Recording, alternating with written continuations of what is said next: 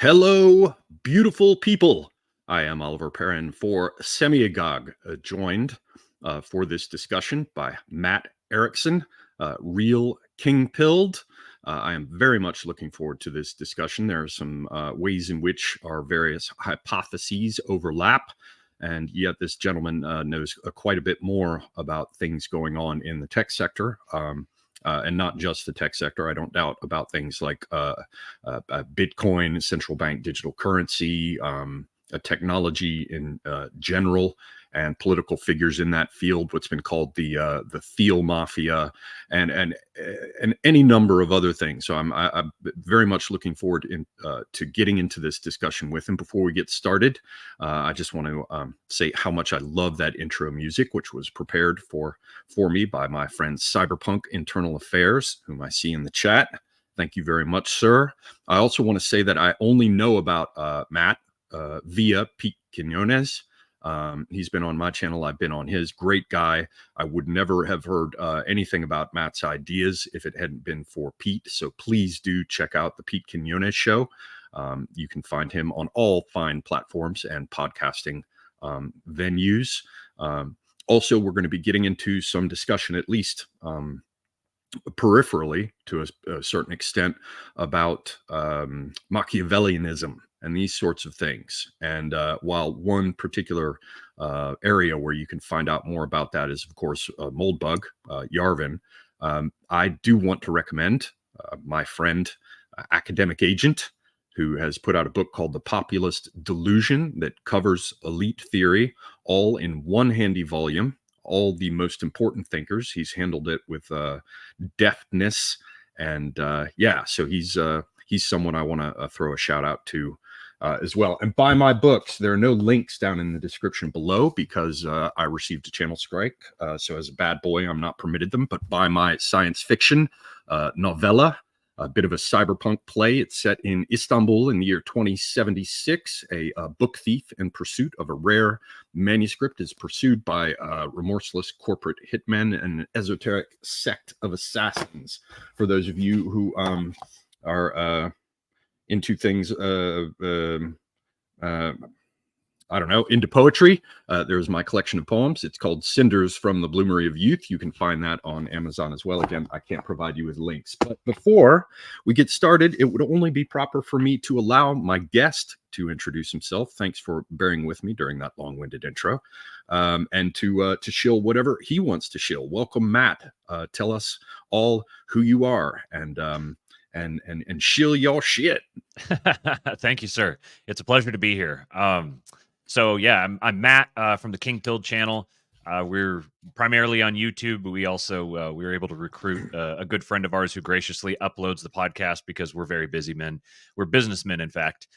So he's got them uploaded on the podcast. You can find us on all your typical podcasting networks as well.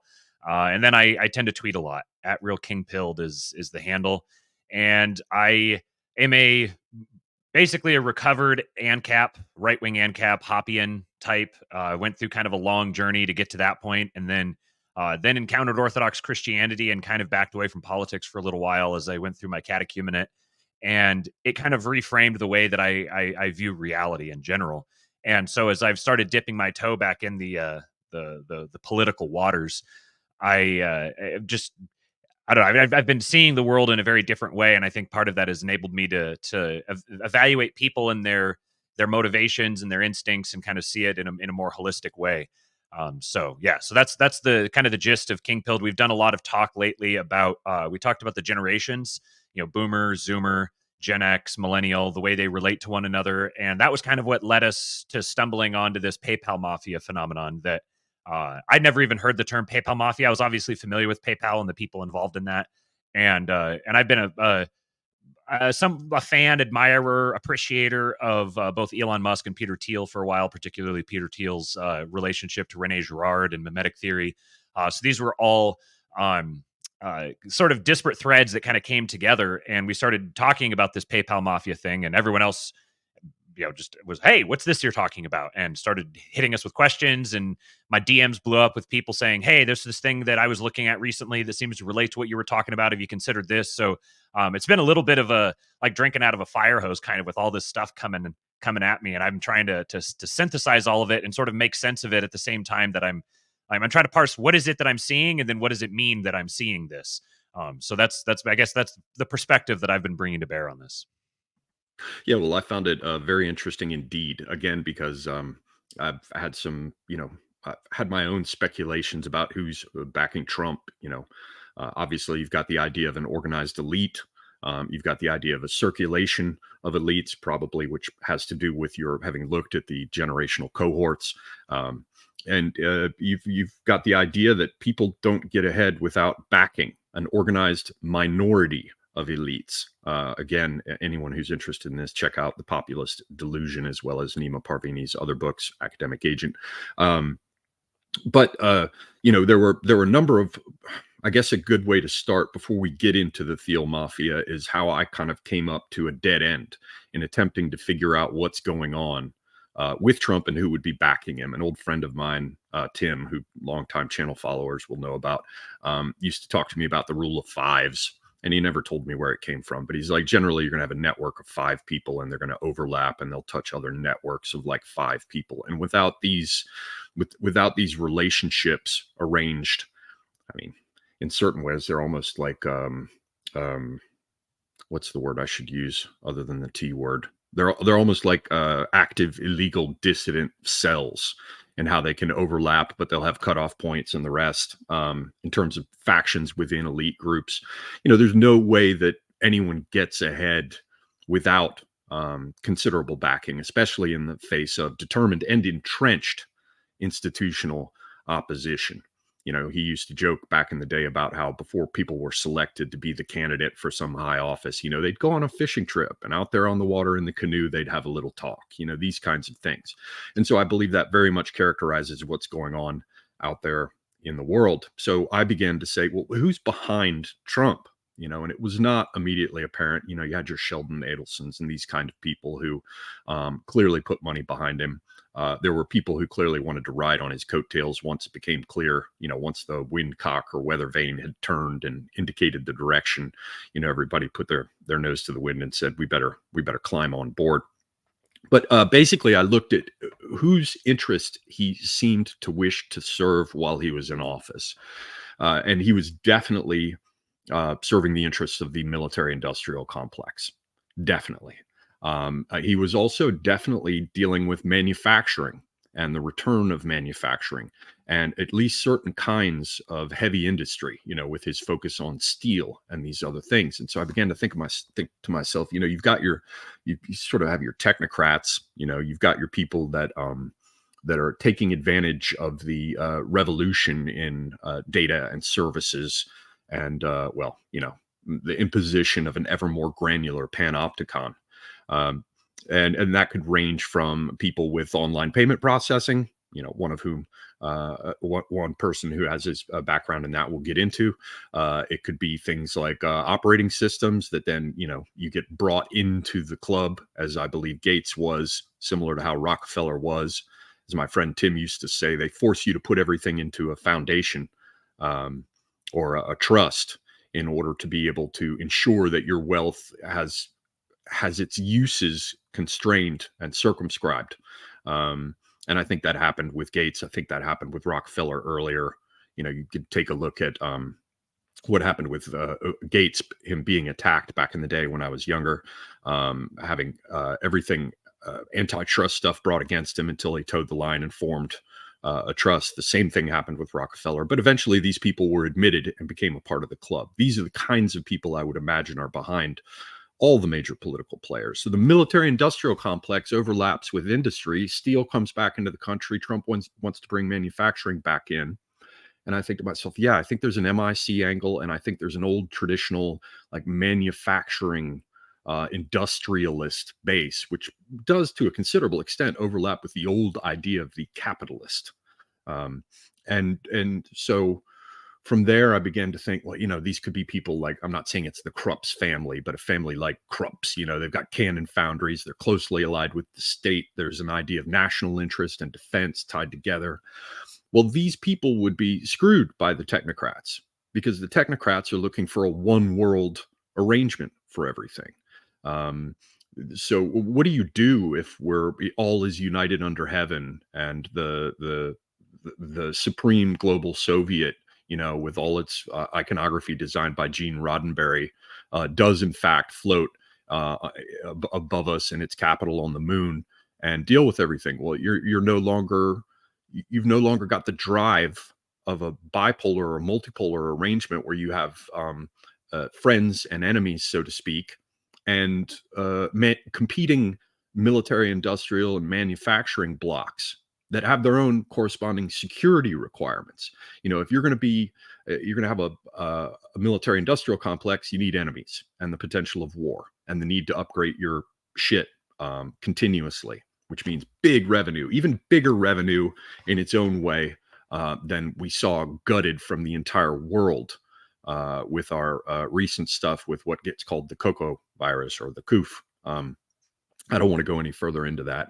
And this is all, ladies and gentlemen, I should say, everything we're going to talk about tonight is speculation and hypothesis. Please do obey the whims and caprices of your betters and the paths they insist you must take intellectually. Far be it from any of us to do anything other than speculate and hypothesize. So anyway, you have this idea of a military-industrial complex of competing ones, and that requires enemies. It also requires being able to seal off your own citadel in terms of industrial espionage, intelligence gathering, and the rest, because next thing you know, the Chinese are going to have all the schematics for your F-35s or whatever. And so that requires national borders. It requires attention to the people that are at the top of organizations, which perhaps goes against, your DEI, ESG, diversity quotas, and the rest. Well, you have to imagine that some kind of loyalty is necessary, some kind of national security is necessary, and borders are necessary, which really sketches what I think is the basic ground of nationalism that these new elites wish to accept, as you've discussed in others of your episodes that I've listened to. And I recommend everyone go check them out. This isn't a question of their interests aligning with ours. It's a question of them having interests and a certain amount of what is required for their interests being welcome to us. And the lesser of two evils is still evil, but it's still the lesser of two evils. Yeah. So I came up against a hard kind of wall with this, because I didn't see big names of industrialists, and I don't have that mapped. I don't have a strange, sort of spoke and hub, node diagram of who those people are. And many of them, their families go back generations, and in large part, they avoid being in the spotlight because that reduces their power and their freedom of action. And so you came along and talked about the steel mafia. Just one moment, I'll ask you to sort of set forth in some introductory sense for people who haven't seen it. And I said, man, now this is an important angle, not least because I had long thought about Musk. Now, you can say the same thing to a certain extent about Bezos. I don't know enough about Thiel, certainly Gates, big contracts, cloud stuff, and the rest. The data aspect, the ability to host it, to parse it, to do the various big data things with it that we, the groundlings, never really get to see, but people behind closed doors get to correlate and make very interesting discoveries as a result of. All of that is one angle. But then there's the hardware necessary for the military. And Elon Musk, there's simply no way that he does not have the deepest ties with whatever is behind the military industrial complex. As you've observed in previous streams, he's told very powerful people in the US, at least the Potemkin village of it, the front of it, the face of it, he's told them to take a flying fuck at a rolling donut.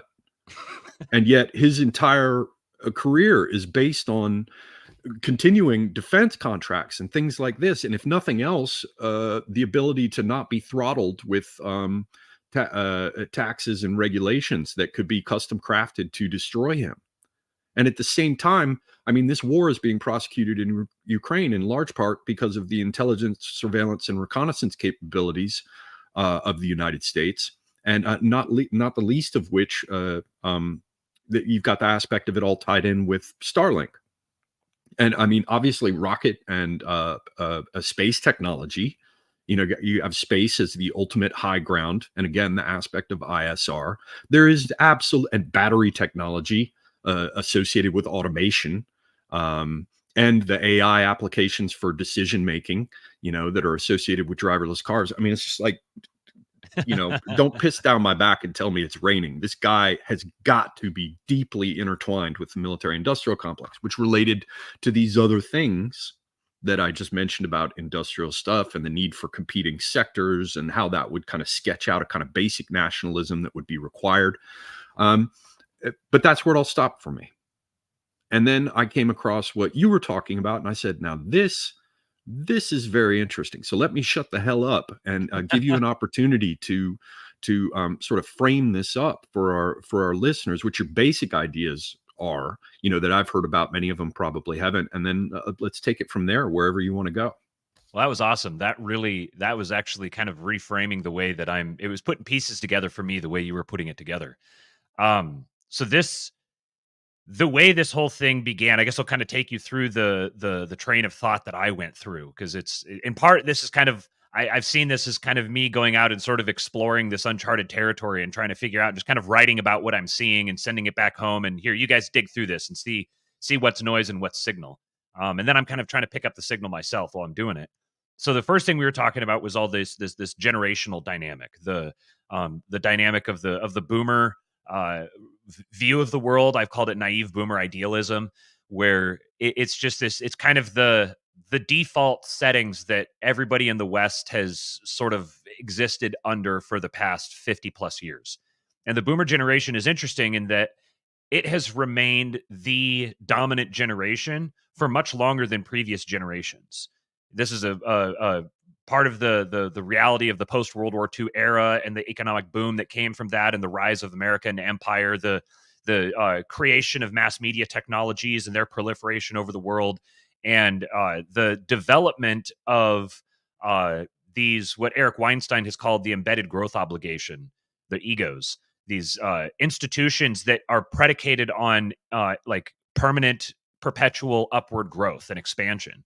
But eventually, there's a whole bunch of different reasons why these institutions max out. They can, like, you can only have so many universities. You can only have so many law firms. You can only have so many of these certain types of institutions before you hit kind of a saturation point. And when that saturation point hits, there's a lagging, there's a delay between when the saturation point hits and when people begin adjusting their behavior to account for that. And the effect of this has been, the boomers have existed at the top of all these institutions for a very long time, and they've allowed many of these institutions to grow necrotic underneath them. But their focus is basically just get ourselves to retirement, get our Social Security, and dump the problems onto the next generations and let them deal with it. Meanwhile, them overstaying their welcome. I mean, so technically, Joe Biden is by the strict dates, Joe Biden is actually silent generation. He was born in, I think, 1942 or 1943, and people typically say 45. But these things are not. It's not a scientific like a hard set at the beginning or end of a generation. He's effectively he's a boomer. So for the last four presidents have all been boomers, going back into the 90s, which is pretty astonishing to have one generation dominate for that long of a period of time. So we're getting to the point now where all of the major players who hold the majority of the power and have for a long time at the top of the majority of the institutions are all boomers.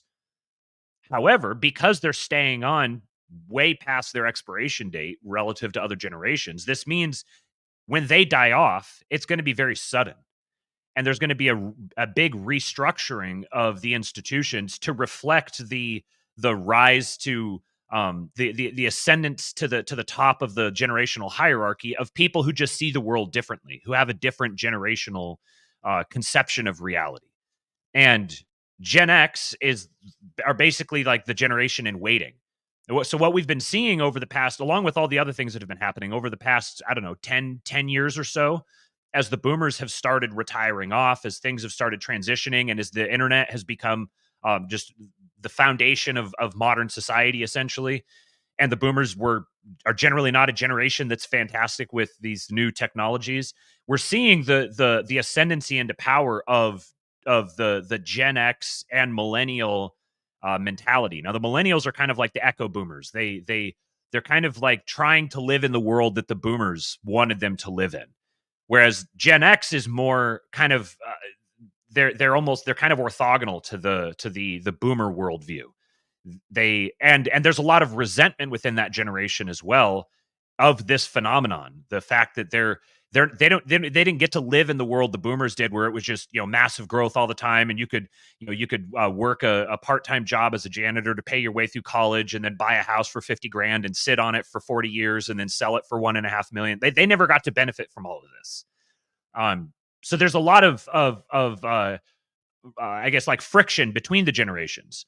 So as I began parsing through this, I realized, okay, so there's going to be a shift. No matter what, within 7 years, the youngest boomers, by any metric, the youngest boomers are going to be retiring. They're going to be hitting retirement age, and I think there's a lot of reasons to suspect that they're probably going to die younger than their earlier generational cohorts, for a lot of reasons of the last several years: elevated stress levels, other environmental factors, et cetera, et cetera. So when they die off, we're going to see a generational wealth transfer. And I'm not just saying from the boomers to their children. I'm saying literally all the boomers are going to be dead. So the only people who can hold wealth anymore are people who are not boomers. This is just a kind of a natural cycle of generations. But I think this is going to be a much sharper transition than past generations have, because of the dynamics of technology over the past 40 years or so. So this is what made me start looking. I started thinking, okay, what are the things that characterize Gen X? Who are the most significant Gen X figures that I can think of? These are the people who are probably going to be the most likely to be moving into the positions of influence and power. And the most obvious ones that came to mind immediately were Joe Rogan, Tucker Carlson, Elon Musk, I'm thinking of people who I could at least vaguely have some sort of affiliation with. I don't give a shit about the other ones. They're whatever. So yes, very, very quick point for all the foamy mouth people in the chat. None of what's being discussed here constitutes any kind of wholesale endorsement of any of these figures. Yes. I mean, just I don't want to waste too much of the discussion on covering this over and over again when people howl about it. Just it's a discussion of the actual circumstances and the parties involved, and recognizing that the lesser of two evils is still evil, but it's also still the lesser evil. Right. What I'm trying to do here is just map out the territory. Before I decide how I'm going to navigate through the territory, I want to know what the territory is going to look like, and what parts of it are going to be filled with, pits with punji stakes in them, and which ones are going to have, be nice, lush meadows. I want to figure this out ahead of time as much as I can. So this got me sort of starting to look in the direction of, I'd always kind of had Musk in the back of my mind. I'd had Thiel on my radar. Some of these different guys had been sort of already occupying a little bit of my headspace. And I was like, well, there's a lot of overlap here. So let me see, what is it that characterizes these guys? These two in particular, Musk and Thiel, given their investments, given their influence, et cetera, they seem like they're going to necessarily be major players. They already are. So what is it that characterizes them? What are their values? What are they driven by? What are they trying to build? Which direction are they skating? And one thing that's very clear is programming. Like programming, Silicon Valley, the entire tech sector and its values are a very unique, distinct thing.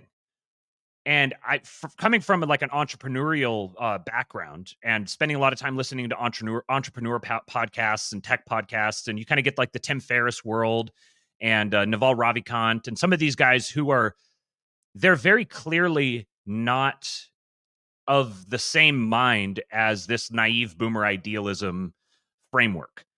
They're not our guys per se, but they're much closer to our guys than their predecessors, than the predominant people. Now, I'd always thought of Silicon Valley as being a just like a hub of the longhouse, essentially, which it is, definitely. There's definitely a lot of that there. But what became evident as I started looking into this is that there's a very strong strain of anti-DEI, anti-ESG, anti-HR, anti immigration, anti China. All of these elements are very strongly represented within this sort of cabal of people. And it makes sense if you think about their own incentives. If you're a tech executive who's trying to like bootstrap a startup, you don't want to have to jump through a bunch of bureaucratic hoops. This is just adding to your the cost side of your balance sheet. The having to deal with excessive regulation, having to fight with government bureaucracies. These are all things that are just going to be major thorns in your side. At the same time, they've been kind of beholden by this culture, this cultural phenomenon that they've contributed to with the development of the internet and the effect that that's had, the degradation that's affected on especially young people. They've participated in that, and they've kind of been beholden to it. And I have it on good authority that the majority of the real movers and shakers within Silicon Valley are 100% not on board with the whole woke phenomenon. They've been kind of handcuffed to it, and they're them not being our guys, them still fundamentally being liberals. They're sort of, I don't know how to handle this. I have to try to tiptoe through this minefield. I don't want to get Me Too'd. I don't want to get a lawsuit. I don't want to have the DOJ breathing down my neck. So I've got to kind of like say the things that I need to say and do what I need to do to get along. But that only takes you so far. Eventually, there's going to be some sort of a tipping point where people are like, okay, enough of this. This is absurd. This is getting ridiculous. And that's when Vivek Ramaswamy showed up. And what my first impression of him was, oh, this guy's this is Republican Andrew Yang. I didn't give him pay him any attention really. I was like, whatever. He's coming out, he's saying whatever. I listened to a couple of his performance at the debate, and I'm like, oh yeah, he's doing the Trump thing. Everyone, there was going to be people who came out and tried to do the Trump thing, and so that's what he's doing. Whatever. I didn't really care. A friend of mine was like, you need to go pay attention to this guy. Listen to what he's saying. He compared him to Obama, which didn't help much for me.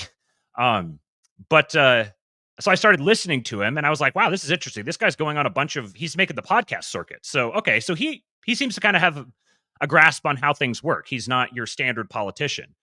And he's doing long form podcasts, like 3-hour podcasts. He's gone on Jordan Peterson multiple times for hours. And I was like, your average politician isn't going to go carry on multiple long form conversations with someone like Jordan Peterson. That kind of makes you stand out just to begin with.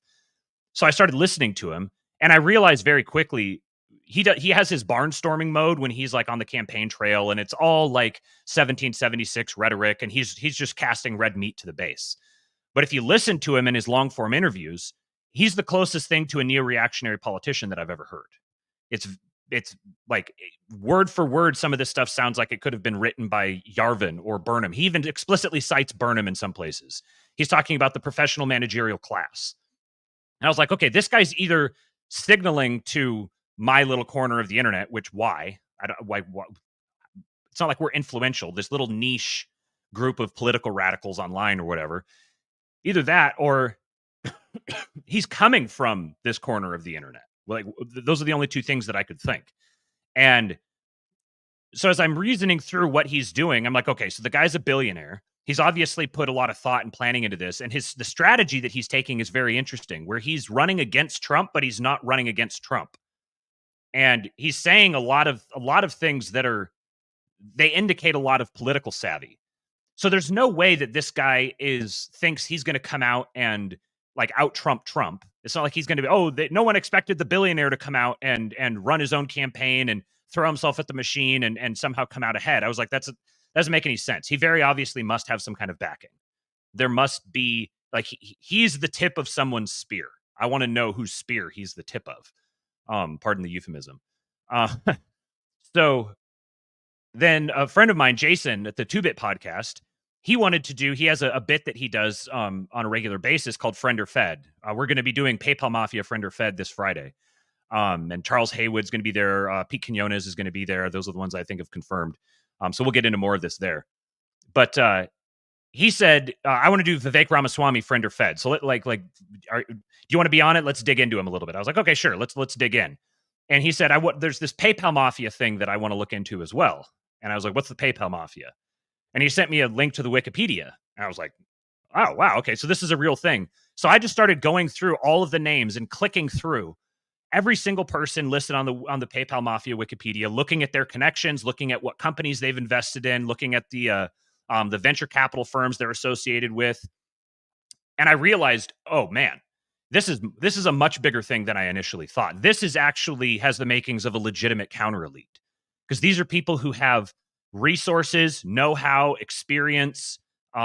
They understand how the system works on a deep level. I mean, if you want people, if you wanted to imagine a counter elite, a challenge to an existing regime that functions based on bureaucratic complexity, then people coming out of the startup culture, coming out of Silicon Valley, there's no better group of people to really truly understand the nature of that phenomenon. And then the companies that they're invested in are major digital infrastructure platforms. This represents their combined wealth is like every major tech company you can imagine essentially is represented in there. But as I was digging through them, I was realizing, okay, so some of these guys are very clearly not on board. Reid Hoffman, for example, very clearly not on board with this notion. But these guys, a lot of them, I just go through and I start looking at them on Twitter. And the best place to look is through their likes. Just go down all of the things that they're liking. And number one, they're liking every single thing that Vivek Ramaswamy says about destroying the administrative state, abolishing the DOJ, the Department of Education. They're very anti-immigration, very supportive of Greg Abbott. A lot of these things, these are very strong social signals, especially for guys who live in deep blue territory. And another phenomenon I recognized, another pattern I found within them is there's at least 3 of them who are from South Africa, who were born in South Africa. There's Roelof Botha, who is general partner for Sequoia Capital. There is David Sachs, and who's the other one? Elon is the obvious one. And then there's a couple others who are interesting, like Vivek is a Brahmin. And there's another guy who's associated with a company called Clearview AI, who's tightly associated with Thiel, and then also has connections to Matt Gaetz. And he is from the ruling family in Vietnam. So there's definitely there's a pattern here of guys who, even the ones who aren't American or explicitly American, are from ruling families or ruling castes in other societies.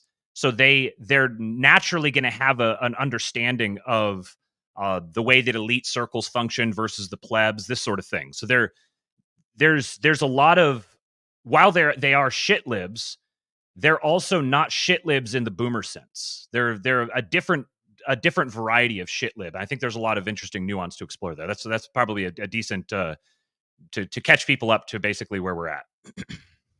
Yeah, very, very interesting indeed. One of the things that immediately occurs to me, and we probably don't need to go into it at all, but I did a stream with Academic Agent and Apostolic Majesty. I recommend it to everyone. AM is just awesome. But we were looking at the legacy of the British Empire. And in the course of that, the relationship of what gets called the GAE, GAE, for YouTube. I'm going to go ahead and make it clear that I'm talking about the GAE. And my view is that it is actually the GA-AE, the GA, the Global Anglo-American Empire. There's a book by Carol Quigley called The Anglo-American Establishment, and it goes into quite a bit on this subject of British imperial plans for how to preserve the empire and how that might require bringing the United States back into the fold. And it's a part of that story was Cecil Rhodes, who's also from South Africa, who became a front man and a central organizer for what later became the Round Table Group and the rest. And in the course of that stream, I looked at people like J.P. Morgan and the way in which he was brought up specifically by a banker who took him under his wing, who was based in Britain. and who was buried in Westminster Chapel, like kings and princes and great statesmen are. And so I believe, and we don't need to get into this, but the idea, I believe that to a certain extent, we're dealing with an animal that lives in the city of London as much as it does in New York. And that to strictly link this to nations is a bit blinkered. And so when you look at the idea of bringing in technocrats from India, which we're seeing everywhere now, people want to talk about one particular ethnic group, but we're seeing that the ability of ethnic cohorts to operate closely and tightly as an organized minority is in evidence for other groups as well. And with India and South Africa very much being a part of this story, with Brexit having preceded Trump, I just have a very strong suspicion that we're looking at something along these lines. For people who are interested in my sort of fumbling thoughts on that thus far, I recommend that AM stream. But one thing I want to ask you about, if I can, I have my own thoughts on it, but yeah, I want to hear yours. People are saying in the chat, the kind of things that you would expect. They all work for one group, or they're members of that group, or that there is no true counter elite. What we're really looking at here is a species of containment. And very briefly, from my perspective, what you've already covered in previous streams and a bit in this one about how the elites are going to have interests that overlap among them more so than they do with anything that we're concerned about. There will be a certain degree of continuity, even if institutions are taken over. There will have to be backroom deals, and I've already said very clearly that none of this constitutes a full endorsement of these people. But one thing I'll add to this is that Trump as a figure, I do not believe that all the attacks that have been made on him and all the rest are just theater. I do not believe that he's facing all these indictments and court cases simply because they wanted to make him look like a real gangster for the black vote. I don't believe that. I believe that the evidence of how he's been attacked, how his administration was subverted, and I know people will come in and say, well, it's really, he brought those people in. Was it really subversion? I think that for my part, I believe there's sufficient evidence to show that there are people in power now who've been in power for a long time who loathe him like the plague and want to utterly destroy him. And so to me, that suggests that there is real infighting among the legacy elites versus between and among legacy elites and emerging ones. And to some extent, it would have to overlap with the generational cohorts that you brought up. But let me turn it over to you with that sort of as a springboard. What would you say to people who say there is no counter elite, it's just containment? I think number one, that this isn't a definitive proof or anything like that. It's just kind of my knee-jerk response to that. That number one, there's no historical pretext for something like that, for a just a complete absence of disparate elite interests. I think it's the circulation of the elites and the reality of just, if you look at the cycle, the rise and fall of empires and the rise and fall of various different nations, there's always competing interests. And you have to look at the situation from an extremely low degree of resolution to try to reduce everything down to a single causatory factor.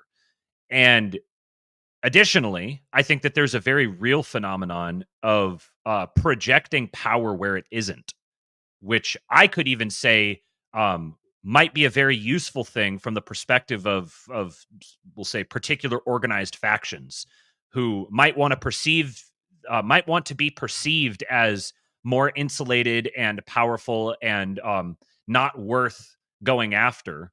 And so they would recruit people to project that onto them, make them the kind of the Wizard of Oz phenomenon, where the wizard is actually just this chubby, dorky old man, but he looks like this big, mighty, powerful thing. If you pull back the curtain, there's actually a lot of projection that's happening there.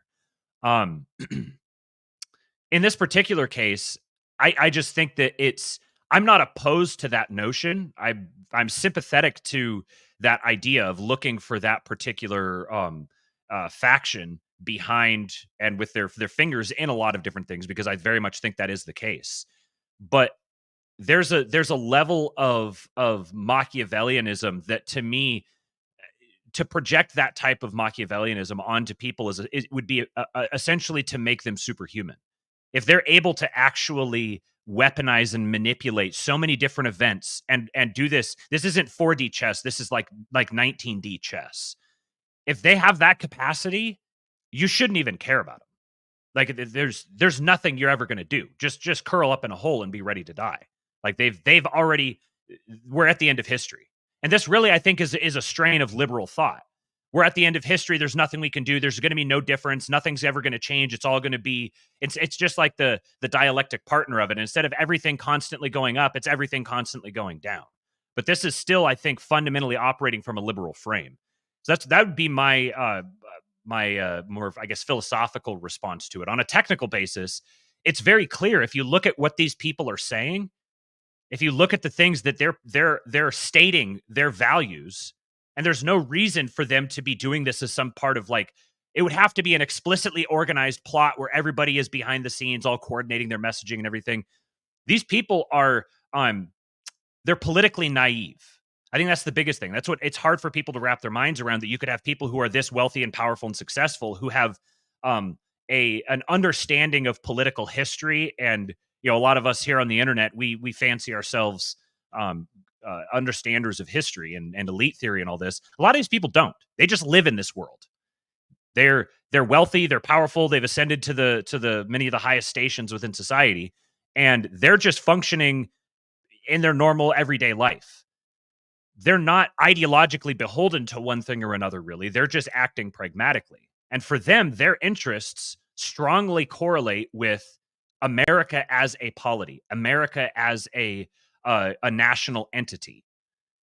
Like you pointed out, the military-industrial complex doesn't have anything to do if there's a single global government with no enemies, everybody pulled under the same banner. Now, there are definitely influences that want to make that happen. They want to create that reality. But the dynamic that is being borne out, I believe, here is essentially a nationalist versus globalist impulse. But that's using older language that I don't think really applies now, because I think what we're watching is an evolution of political theory in real time. We're kind of discovering a new political identity. And this political identity, I've been trying to parse it out. It's the best way I've thought of to differentiate it right now is the difference between the people who want America to exist for the sake of Israel and the people who want America to exist and they think Israel should exist. They have these thoughts separately in their head. And it's the people who you're talking about who are reacting to this, they want to reduce those. They want to say this is a distinction without a difference. They want to reduce them into one thing. And the problem is these people don't see it that way. They don't see it as the same thing. And this political faction we're talking about, this ethnic faction, they don't see it that way either. So by it's kind of hard to talk about this while dancing around these terms, but I hope I'm making sense. By pushing these people into the same category and saying, no, there is no differentiation between you guys, you're actually realizing that. You're bringing that reality to bear. And that reality doesn't have to be brought to bear. Go ahead. I wanted to add, everyone's like, well, they're going to do this and they're going to do that, and it's all for this one thing. If you accept the basic premises of elite theory, it doesn't fucking matter what we think about any of it. What does my endorsement of any of this amount to, or my rejection of it? It's all a joke, and a rather sad one, to imagine that it's, oh, well, the people have spoken and their president will emerge. Speaking for myself, and I would assume for you, neither one of us think that that, suddenly we're going to like raise awareness through our Right. activism, and suddenly the people's voice will be heard and all these problems will be rectified. Yeah, I don't know if I really want to go down this hole too much further, just because it's to me it's sort of fruitless wankery and navel gazing, and also just sort of, it's not even interesting in terms of being spectators of the great game. So I would ask, if I have any people in the house who have a wrench, um, please sound off in the chat so I can see you. And just go ahead and, with extreme prejudice, remove assholes, or at least mute them. I'm tired of seeing a stupid chat, because it harshes my mellow and brings my enjoyment down, as regards what is otherwise a interesting conversation for me. So yeah, hopefully we'll see some wrench people appear, and begin to wield those wrenches. What do you make? This is something I wanted to ask you about. Eventually, I want to get into things like foreign policy and geopolitics more generally. But one of the first things I want to do is ask you about, what do you think is going on with the pharma power block, which is also associated with what I like to think of as the global nanny state. The idea of, it's for your own good, we need to take care of you. I've done videos in the past about the idea of like a virulent anti-Semite, the kind of language that is used for social media hygiene, closely parallels the sort of flowcharts that you see that are produced by public health professionals in order to deal with outbreaks of disease. Somebody's saying that Charlemagne is in the house. I hope that is the case. Also, shout out Charlemagne. Everybody follow his channel. Absolutely. Super Peep. Please crush our enemies, Charlemagne, and see them driven before us. Just with complete abandon. So, yeah. Okay. Now, Charlemagne, stop that, man. You are, oh my God, dude. All right. Thank you. Thank you, Charlemagne. Thank you. So with this sort of global nanny state thing that that we see going on, they have the idea that you have to identify an outbreak, and you have to trace the people that have been connected with the outbreak, because it could spread, and then you have to contain it, and then you have to eliminate it. And that's exactly how they approach things like social media. Now, I bring that up just to sort of set the stage for how public health and a thought crime hygiene overlap.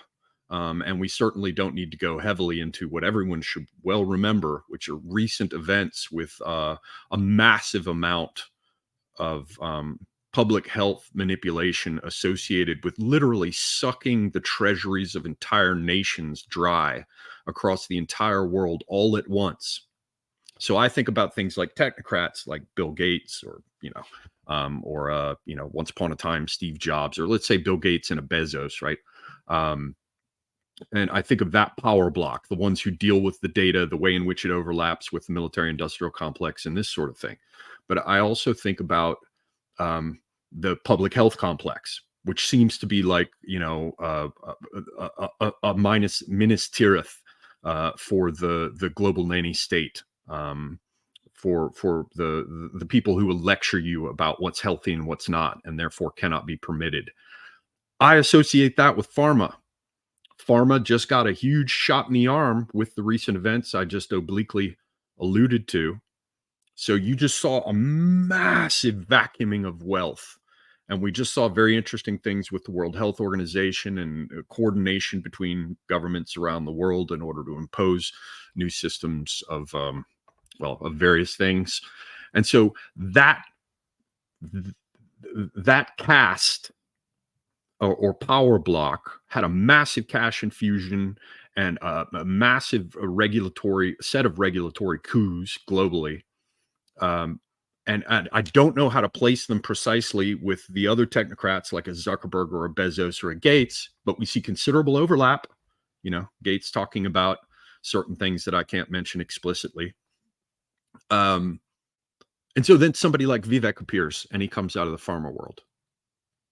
Perhaps, another interesting thing to throw in there on the side is you have somebody like a Shkreli, who clearly was persona non grata and paid his price for that. So I don't know what to do or how to think about what might be considered some sort of, in big quotes, reactionary counter elite among the within the pharma block. Do you have any thoughts on all of that?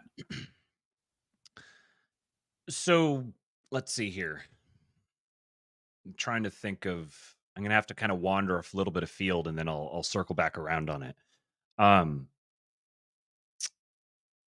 One of the major so I was mentioning how there's a lot of these people who are genuinely just politically naive. Essentially, they genuinely, to me at least, I'll speak for myself. I see a lot of the stuff that could be construed as transhumanism. A lot of the biohacking and life extension, all these sorts of phenomena, and I see it with a very cynical eye, especially after encountering the church and becoming involved with the church. I see all this stuff with a very, very cynical eye.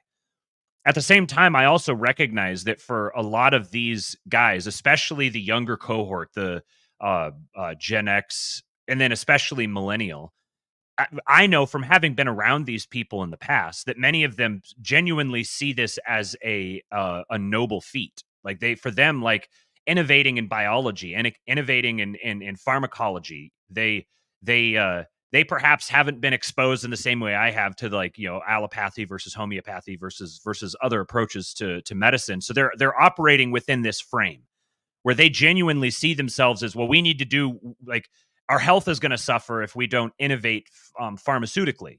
And this is part of the game. Like, you get people drawn in under these premises, and then after a while, eventually they realize that they're part of a Borg.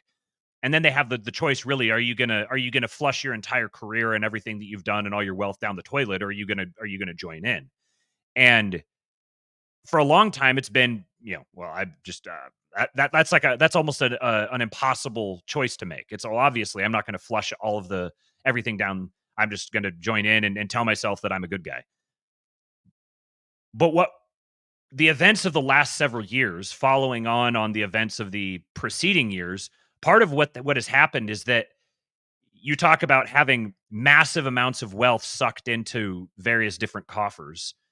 The cost of that, there's been a massive social cost that I think is ultimately going to make that whole thing kind of like a poison pill.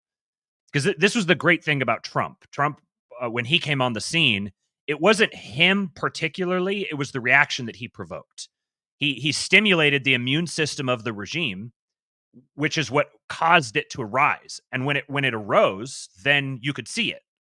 So it's no longer speculation. The idea of a deep state or these sorts of concepts are now just kind of common knowledge. People are just naturally, it's not even controversial really to talk about them anymore. That's a consequence of Trump. I think the events of the years, like at the end and after Trump, have had a similar effect. It's not that they woke people up per se. It's that there are people who actually have the connections and the wealth and the means to begin, starting to lean their weight against the edge of the ship, to start turning the ship. They individually, they may not necessarily be able to change anything, but this is the way that these sorts of things begin to percolate. People start recognizing, hey man, there's a legitimate problem here. Like, this is a major issue. The censorship regime, the selling out our border security, sending billions and billions of dollars overseas to various different escapades. There's a lot of people now who are like, this isn't okay. This is like, we can't survive. We can't sustain ourselves as an entity if this sort of thing continues. They're not so far along where they say, oh, well, I'm ready to sign on with our little corner of the internet and everything that we see with it. But in their own way, like, they're like, this is a problem and we need to change something about this problem. Now, when I'm talking about this, I'm speaking of it really abstractly. I know, and part of that's because I'm still trying to parse out all the different parts of it. And I'm not implying that this is a coordinated, planned, that there's a whole cabal of guys who are, tech bros or founders or whatever, who are sitting in rooms sketching all of this out, and they're all secret Machiavellians and all this. None of that, not even remotely. What I'm saying is that their own lived incentives are leading them to these conclusions naturally, which, if we believe these things are true, we should expect to see something like this, because people react and respond to reality. If this is reality, then there's people who are going to recognize it as reality and begin reacting and responding to it. Now, again, Yeah. I don't think they're our guys. I don't think that this means, we're going to have our ideal Caesar is going to arise and rid us of all ills. I don't think history ever works that way. But I think we're beginning to see the formation of a legitimate movement away from this steady trajectory toward the visions of Davos, essentially. That's a really big, again, I said nationalism versus globalism earlier, and those are kind of clunky terms, but it kind of might give you a visualization for it. People who are like, I'm an American. I want to be proud to be an American. I want America to be successful. I want to live in America. I want America to be a safe place. I want us to innovate. I want us to come up with new technologies. I want us to be an economic powerhouse. I want all of these things. These people seem like they're using America. It seems like they're just taking advantage of us, and they're taking our wealth other places, and they're trying to break down our borders. Like, this isn't okay. They're not going to the full extent of that, but they're definitely recognizing this is a phenomenon I don't want to have any part of. The Gundo phenomenon that happened recently, getting more into the military industrial side of things. You've got all these young white guys who are talking pro-family, pro-America, anti-war, and talking about like currency stability. They're all Bitcoin bros. They're deeply embedded in all of this. This is the next generation of people who are going to dominate within the military-industrial complex. We're seeing what the future military-industrial complex is going to look like, and it's going to be full of, not entirely full of, but it's going to be largely full of a bunch of young, basically the demographic that would naturally be a right-wing young white man. That's just simply how it is. The other connected thought here was a lot of this pharmaceutical, hygienic language being associated with political things is, I think, an effect, a lingering effect of the era of the devouring mother, which has really been this whole boomer era. The lifespan of the boomers has been this era of the devouring mother. We had the tyrannical father that led up to World War II. Post World War II, it's been the devouring mother. This is where you've had the rise of the Longhouse. You've had, it might start really with women voting, and then the effect of like millions of men dying, or not millions, but hundreds of thousands of men dying, and then women entering the workforce. All of these things. It's been a very feminized era. But again, shout out to my buddy Jason, the 2-Bit Podcast. He's coined this term, the vengeful son, which is what this new era is that we're entering now. We're beginning to see this. Someone like Sean Strickland is the absolute essence of this. The vengeful son is the guy who resents being smothered by his mother. His father was absent, and he resents his father, but the way that he tries to express his resentment of his father is by beating his father at his own game. So this is going to have positive dynamics. It's also going to have very negative dynamics. It's going to be much more violent, because the vengeful son is the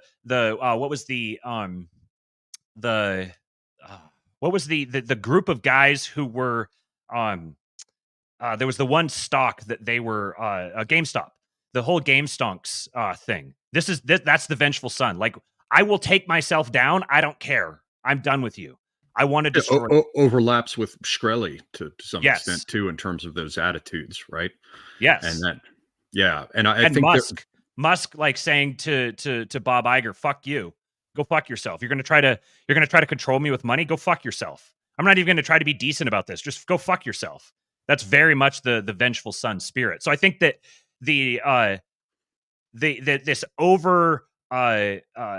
this hyper concern about making everything clean and safe is a very feminine phenomenon, and just naturally through the course of the evolution of generations, that's going to go away. That's going to be wiped out, and largely in the name of competency. Because this is the effect of having this global. This is my big issue with the people who want to reduce everything to a single factor. Maintaining a global power regime that operates through soft power is incredibly resource intensive and demands extreme competency. To be able to navigate and manage all of these different complex systems, in order to establish a soft power regime like this, you necessarily have to have layers between the decision makers and the facts on the ground, which is what enables the soft power. Right, but if you don't have I used to call it, it's like trying to push, imagine Sisyphus, right? But instead of a stone, what he has to push up a hill is an enormous thick-walled garbage bag full of wet sand. There's God. Or it's like, if you catch somebody, if you catch an animal with a rope, it can run right up on you, right? But what you need is a catch pole, which is rigid. So you catch the animal, but now you have this thing in between. And both of those metaphors, what I'm trying to get across is the idea that there's nothing to transmit the force in either direction. It's a ball of mush. And the administrator, the technocrat, was once a great ideal. In the early days of nation building, what everyone was told, like when Ataturk set up Turkey as a republic, or when the Brits were really blowing and going, the idea was you wanted engineers, you wanted administrators, you wanted people who understood how to make these ever more complex stacked systems, with exponential increases in complexity as you move down from your central points of control, or whatever, centripetal, centrifugal, however you want to arrange it. They required these people who were quite skilled administrators. And once upon a time, this research into what the Brits were doing, it would have come they would have come up through places like Eton and then gone to, Oxford or Cambridge. And that was where they were groomed for their roles. And what has happened to our elite institutions that at a minimum should be able to produce competent administrators is instead we've got, crampy girl bosses, who are deeply unpleasant and incompetent. We can see a sort of a Kamala Harris as an ideal typing for that sort of creature, and without that structure in place, as you're saying here, the whole fucking thing falls apart. And just another point I wanted to add when you were talking about this whole thing of the idea of the devouring mother, I've enjoyed quite a bit of Jung in my time. I would say that goes back to British liberalism, English liberalism, and abolitionism, and the rest. And you will see that all those threads and themes appear in the United States in New England, which is called New England for a reason. And there's a reason why, for quite some time, the elite closely allied with Britain came out of that area, and why so many of those Ivy League schools are up in that area. Just a thing sort of on the side. I also wanted to throw in a qualifier again. When you talk about nationalism, I think we can safely say that the type of nationalism under discussion here, for the foamy mouthed, if they're going to get all exercised about it, is that we're not talking about any kind of blood and soil, and nobody's suggesting that these people endorse any such conception. For my part, you've underscored the idea of the general idea, the rising tide lifts all boats. Likewise, it drains out and you're all run aground. And that there are certain interests that overlap with national interests. I just talked about the military industrial complex and how in order to have that, you have to have an enemy. But if you have an enemy, then you have to have a certain degree of security. You have to take some care or concern as regards loyalty. You have to give some thought to whom you're hiring and whether or not they're going to be reliable, as opposed to, run over in the evening and drop off a couple of thumb drives at the Confucius Institute. So when we talk about nationalism, I just want everyone to understand that we're talking about it in the limited sense that some structure that approximates a nation is required. For example, just maintaining one country's own native industry or pharmaceutical manufacturing capacity in order to deal with crises.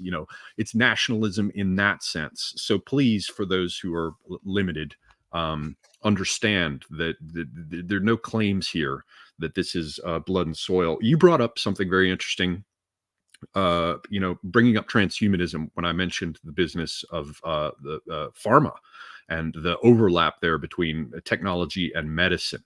And I hadn't really given that much thought. That's something I really do need to think more about. Because of course, I've heard about transhumanism. Everybody talks about Musk and transhumanism, etc.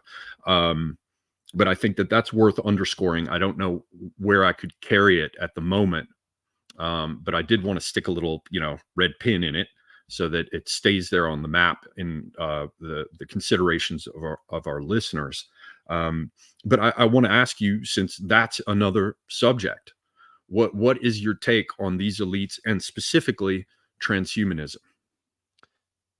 I think there's probably not a unified take among them, but I think all of them are probably inclined toward something that I would probably characterize as transhumanism. Now, I think that a lot of this stuff, this sort of conversation tends to fall prey to the same um, low resolution analysis, typically, where um, it's well, it's kind of like transhumanism is kind of like the thing that you know it when you see it, but at the same time, like at what point on the lower end of this do we have the cutoff of transhumanism? When you're like obviously Does it implanting a include a chip in your brain. pacemaker? Right, exactly. Is a pacemaker transhuman? Is an artificial limb or something? Is nerve therapy? Is this transhuman? A lot of these things are much more gray areas, I think, than people want to appreciate. Now, the majority of these guys, I have zero interest in ever having anything implanted into my brain. Perhaps if I was paralyzed, my opinion might change. I don't know. I would recommend to anybody that I know, don't go get something implanted into your brain. To me, it just seems like a bad idea. And so I think a lot of these guys. I mean, I know that Peter Thiel is deeply invested in life extension therapies and innovation and this sort of thing. I don't know if there's a direct connection to like cryotherapy, but I'm sure there is. These are the sorts of things that I don't think you could have a society without this sort of dynamic among the elite class. I think this is something that if you are someone who has attained elite status within a society, by definition, the majority of the average person's concerns have fallen away. You're not worried about the things the average person is worried about. You start worrying about things that the elite people are going to worry about, the non-average people. And one of those things is obviously going to be things along the lines of life extension and having the resources and the capacity to do things like creating artificial limbs and all these sorts of things is necessarily going to be among those. So I'm under no illusions that these, I don't think these guys are Orthodox Christians. I don't think that they're even Christians necessarily at all. I think they're definitely transhumanist. Where I think that a lot of them depart from the existing regime is that they're not sociopathic ghouls. They're not like, I don't have any illusions that Elon Musk is going to start rounding people up and implanting Neuralinks into them. He's going to sell it as a product. Like that's what there's almost a banality to some of this, that these are guys they're businessmen. They want to do business. They're exasperated with the existing state of things because it's inhibiting their ability to do business. They want to work. They want to innovate. They want to invent things. They see themselves, again, naively, I think, as capitalists. They're capitalists who want to engage in the process of capitalism and innovate and create products. And they want adults running the show. They want to have adults in the room where they don't need to babysit the government. They don't need to worry about having some HR commissar breathing down their neck for using the wrong pronouns. They don't want to have to step over human shit in the street when they're walking around where they live. And they don't want to leave where they're living. They don't want to just cede territory away because they like where they live. So having people pouring across the border, the effects that this is going to have on the electoral process, they deeply, sincerely believe in these things. I believe naively, but the fact is that they deeply, sincerely believe in these things, and they want to preserve and protect these things. Free speech. A lot of these sort of boomercon aspirational things, but they sincerely believe in them and they want to protect and preserve them. So to me, again, I can't say it enough. These are not our guys. I don't see them as my guys, but I do see them as very clearly enemies of the people who I see as my enemies. And so I'm happy to see them do battle, and I want to see how they. I used the analogy before of like trying to map out the territory. I want to see how they're going to regrade the territory, so that as I get a sense of how they're regrading it, I can start taking advantage of that and following in their wake. Yeah, that's just a basic entrepreneurial and investing approach. You want to know, as my buddy Tim used to put it, get on a high point and look at the savannah. I said, I asked him one day, well, what's the key to business? And he's like, you just get a high point on the savannah and you see which way the elephants are going to go. Mm-hmm. And then you make sure that as they pass by, you're holding the bucket to catch what they shit out. That's Right. it, because they're going to go in that direction. And once you figure out where it is, the key for any hunter is to be there before your prey arrives, or your game, your quarry. Well, okay. So I want to get into the geopolitical and foreign policy angle, but there's one other thing I want to ask about, which is the various spokespeople that are pushed forward to front this, right? And so an obvious one that we can link to Musk is Tucker Carlson. Mm-hmm. Now, I was interested to watch last night an interview that Carlson did with Lex Friedman, whom I loathe, and not least for Yes. his flat affect and all, his smarminess, and his also his I'm sorry, I should say smarmy and flat affect at the same time. His flat affect and his garçon, his cheap black suit. He's a tedious fucker, but Yes. his interview with Tucker Carlson, I think it's important to uh, recognize, it was for me anyway, it's my view, that was not at all an adversarial interview. Hmm. And so, perhaps you haven't seen it. It's a long one. Mm-hmm. You can, most of it, you can watch at 2 times speed, so it won't take you as long. But it was not an adversarial interview at all. We've all seen how what's his name Friedman was stood up very, very quickly and extruded as a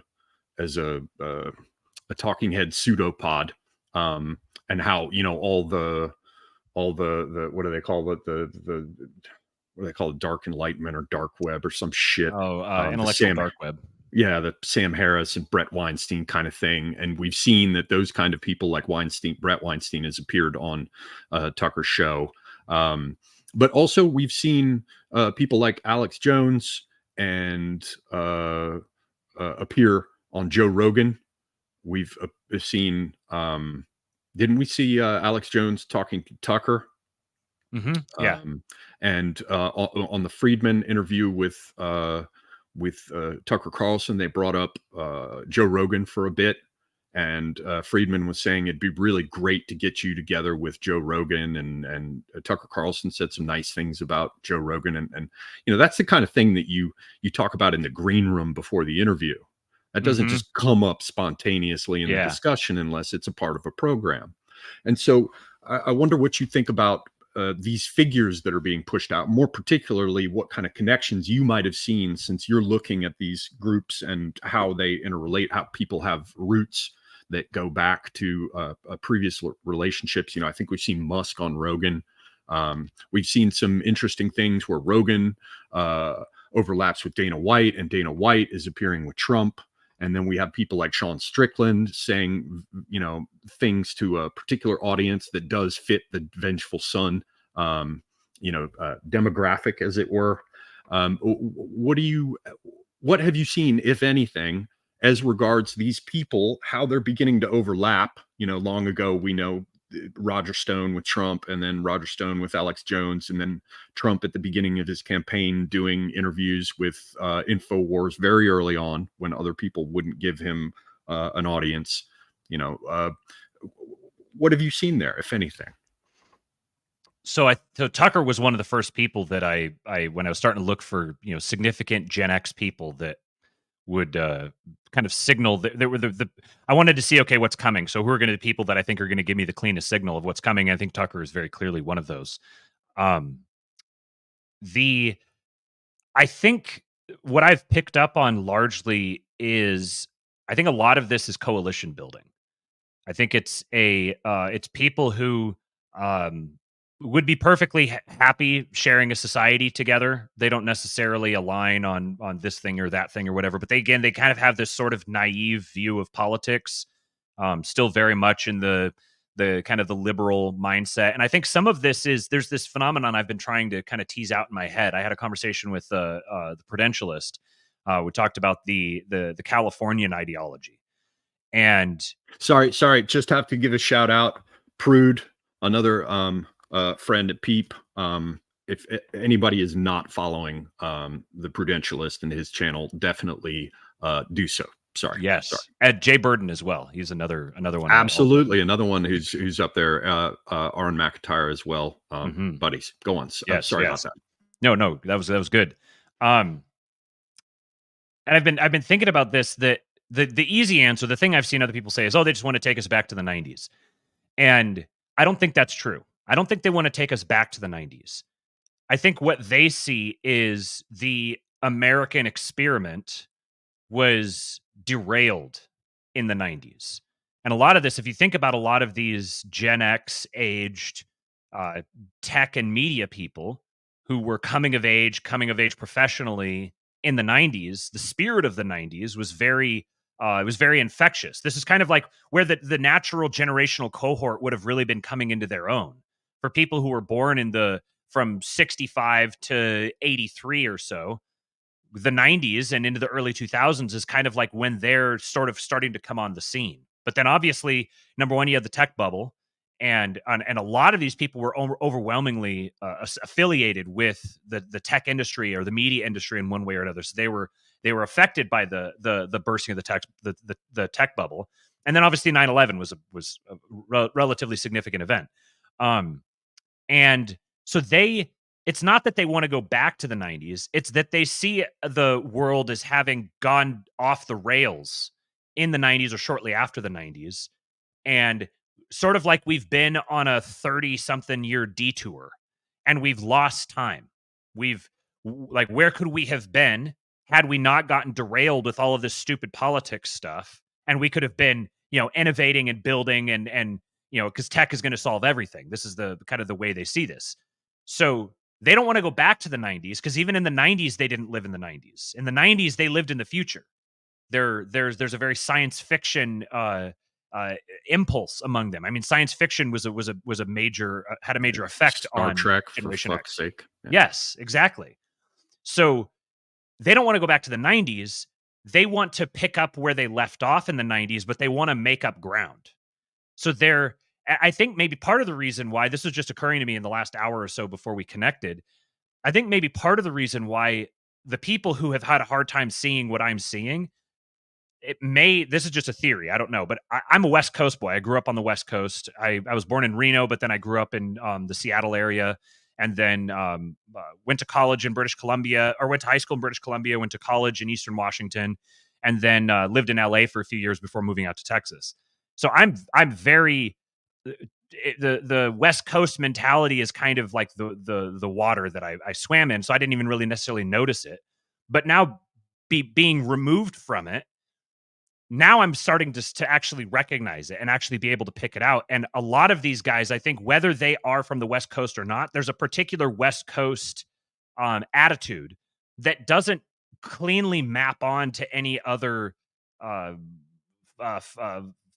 frame of mind elsewhere in the United States. So it's it was the last frontier. I mean, I always felt like the good version of it was embodied in a poet like Robinson Jeffers, who, well, anyway, the unless you've been out there and met the old crew that once upon a time lived there. I mean, I don't think anybody has an understanding of what a lot of the people in backwoods Oregon are like, Oh yeah. They're not what everybody thinks about, like, left coast or whatever. Sorry. No, like Eastern Washington and Eastern Oregon and Northern California is some of the reddest country in the US. It's very, very deep red. But it's different than, it's not like Southeast red. It's not Texas red. It's a different, it's very insular and very kind of libertarian, but not libertine. It's like and not libertarian like the party. It's the old Right. American idea of mind your fucking own business and I'll do the same. Yes, exactly that. So it's not that I don't necessarily think it's better than other aspects of Americana or whatever, but I it's familiar to me, and I'm recognizing and I'm seeing it in these guys. So there's a very strong libertarian streak to them, which I know for the majority of people, they hear that and you pick out the difference. The difference is this is not the like whiny shit lib like Joshua Reed, whatever his nuts is on Twitter. It's the yeah, leave me the fuck alone. You do your thing. I'm going to do my thing. Leave me alone. And so it's that kind of meshed with the California optimism. The weather is always nice and we're always innovating and we're going to go work and then we're going to go surf and just hang out and bro around, and it's very kind of lighthearted and kind of shallow, kind of a little shallow and dopey. This is, I think, kind of their motivating spirit, their ethos. So I don't remember how I got into that. I don't remember what you were asking that led me down that. Well, it was an interesting one. I lived in San Francisco for a time and spent quite a bit of time in LA. But yeah, I think the last I can remember it was the angle of how these different talking heads have moved forward. But I might have skipped a chain, a link in the chain. I think it was where I was going with that then was that's so someone like Lex having been or a Joe Rogan. Yeah. Or Joe Rogan. Yeah. He's very a Dana White is another one who really embodies this spirit, not necessarily from the West Coast, but has the similar characteristics. Where if you listen to him, he had a conversation with Vivek, and there was decent chunks of it that were pretty cringy. But there's a very shallow but sincere libertarian impulse here that's like, whatever, you're trans, I don't give a shit. Can you work? Are you here to work? Okay, cool. Let's work. Let's do some stuff. You do call yourself whatever you want. I don't care. It's these are not rigidly ideological people. They're kind of shallow and pragmatic, but I think their overlap with someone like Tucker is a political coalition building. And I think that was your point in the sense that it's not that this is something where they are beginning to grow together and overlap because there is a general tendency, or let's say a set of shared concerns on their part that go back to that attitude that you were trying to sketch. I think that is the link that I had forgotten there. And they don't have that globalizing impulse. They don't have that universalizing impulse. This part of the sort of the libertarian individualist, Gen X, renegade, rebellious, kind of like, I'm just going to do my thing. I want to go build some stuff, and I don't want someone like hovering over my shoulder. I just want to be able to make my own decisions and live my own life. There's a lot of generational, like the latchkey kids was a Gen X thing. And those latchkey kids grew up and now they're getting this nanny government that's imposing on them. And their opposition to it isn't necessarily that they see this as a in rigid ideological terms. It's more just like, you guys are fucking everything up. We're trying to build stuff. We're trying to have a great life. And you guys are just making everything suck, which is to a large, I mean, it's a pretty fair observation.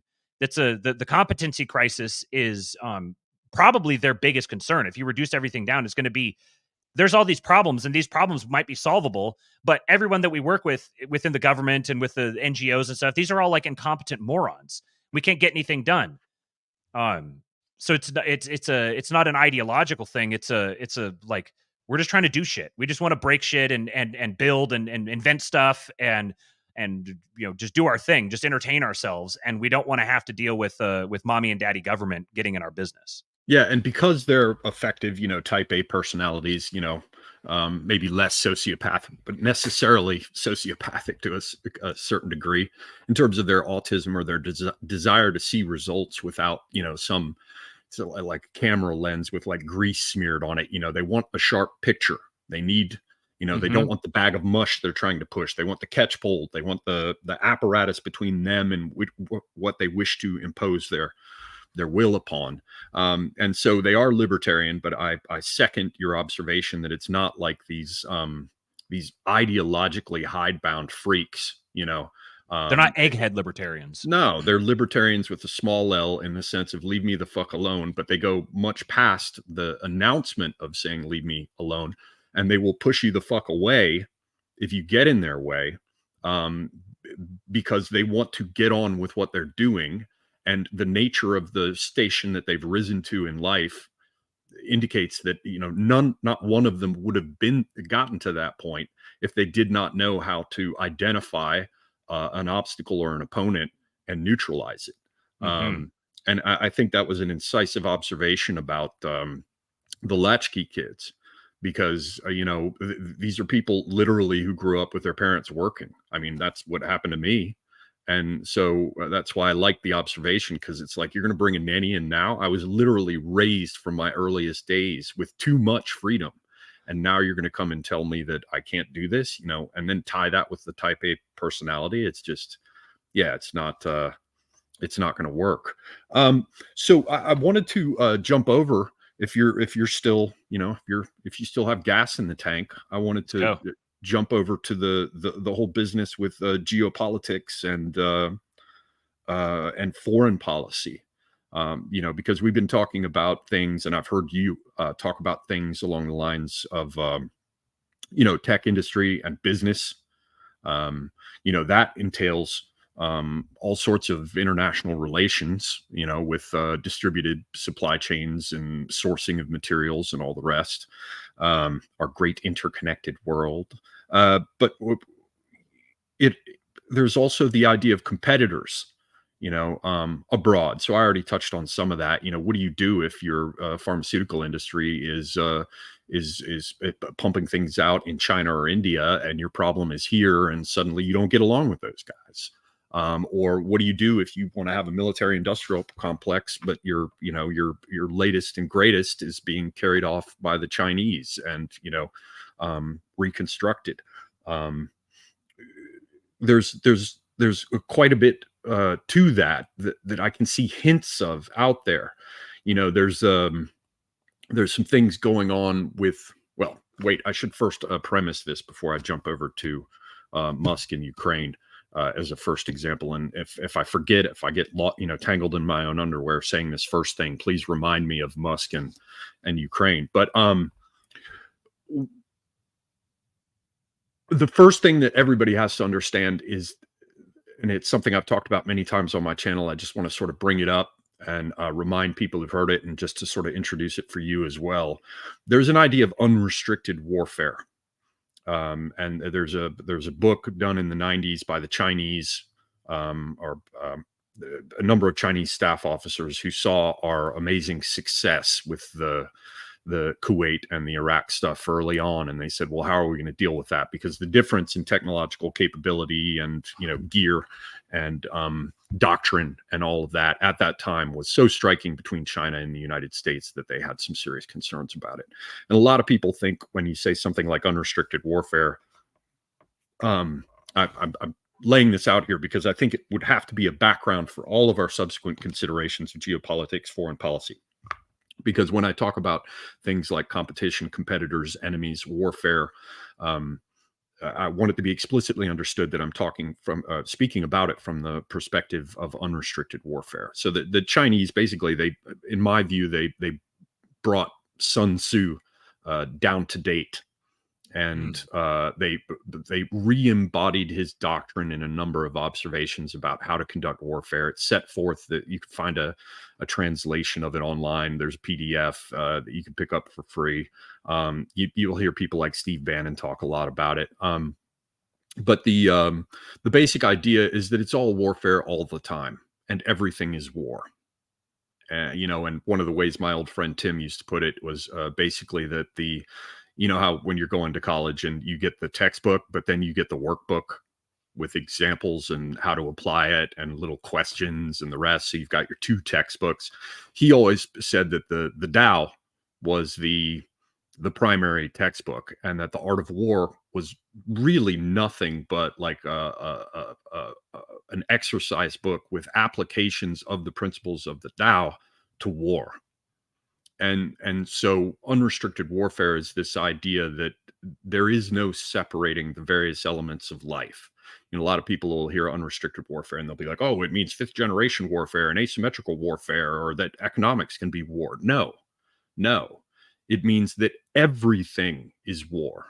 Absolutely everything. It covers fifth generation warfare. It covers economic warfare. It covers propaganda, all of these things. But it has a sort of nasty side effect as well, more than a side effect. It has it bears on every aspect of our life. Basically, if everything is warfare, then everything is a front line. There is no rear area. There are no civilians. Every aspect of life, the family is under attack. Our sense of self-identity is under attack. The sexes are turned to each other's throats. Whether or not we're allowed to have cars, or taking away the idea that Americans could no longer have their chariot. Imagine, or telling you that you can no longer eat steak, or ever more intrusive taxation regimes. Like, as all of these various nations and business enterprises and political relationships and alliances and higher level governing bodies that sit over individual nation states or non-governmental organizations, all of these things, as they knit together, it becomes more and more difficult to separate the different parts of the war, of the fight. And so I want to have everybody bear this in mind as we talk about things like, for example,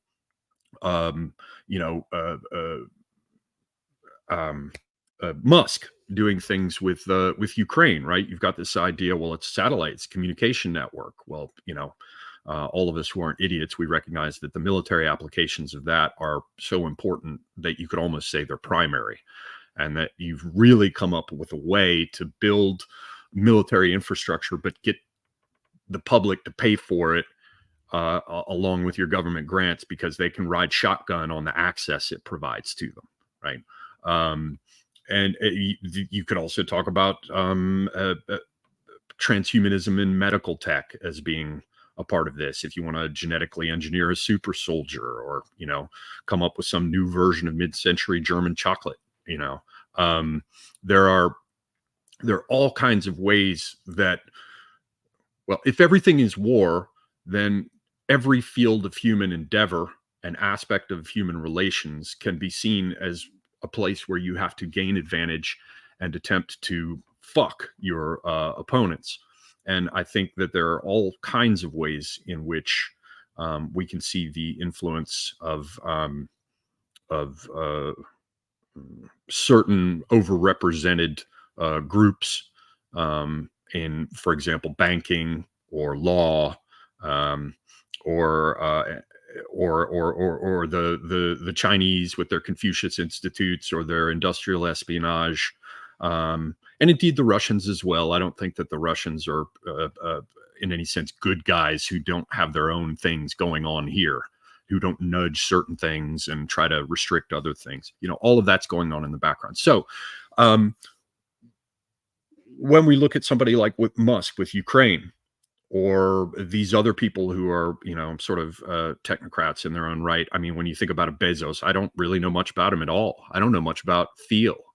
So my opening question would be, have you seen anything in the course of your research against this background of unrestricted warfare that you think we should know about, or that might be of interest in this context, as regards how they look at other countries, how they look at things like foreign policy in a very obvious sense?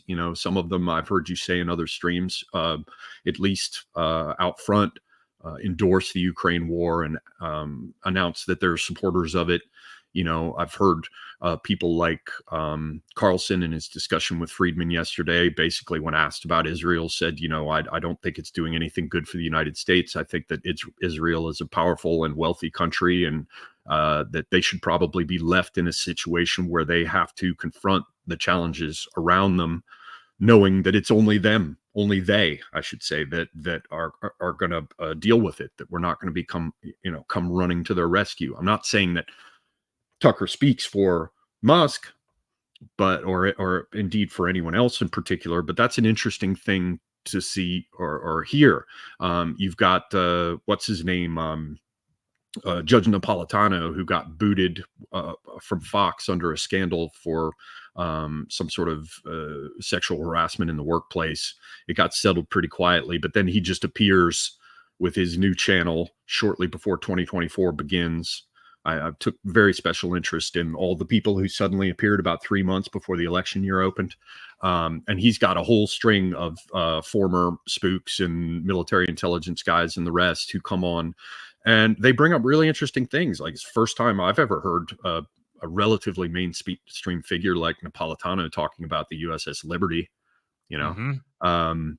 And there's definitely some tension going on, apparently, or at least superficially, I don't know, as regards Israel and its activities.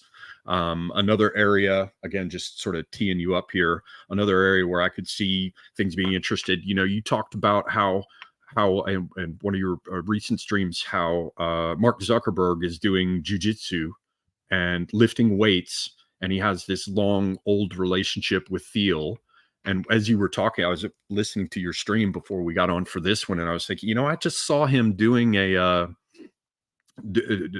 basically a PR thing where he'd gone off to Japan to learn how to make samurai swords with one of their master blacksmiths. And I'm like, well, that's interesting that right at the time when he's getting a little bit more vocal about China being a threat, he goes to Japan and engages in a pastime that has to do with warfare and is tied to, I mean, not just nerds in the US who like, you know, anime or Vampire Hunter D or whatever. Japanese nationalists themselves are going to notice this. It's going to be talked about in Japan at a time when Japan is sort of the unofficial sixth eye, you know, is of increasing importance. And I also discovered what I had not known previously. Japan had Taiwan forever. And it was like the jewel in the crown of the Japanese empire. And they always, against normal Japanese practice, took very special care to treat Taiwan and the Taiwanese well. And so the Taiwanese semiconductor industry is funded in large part by Japan.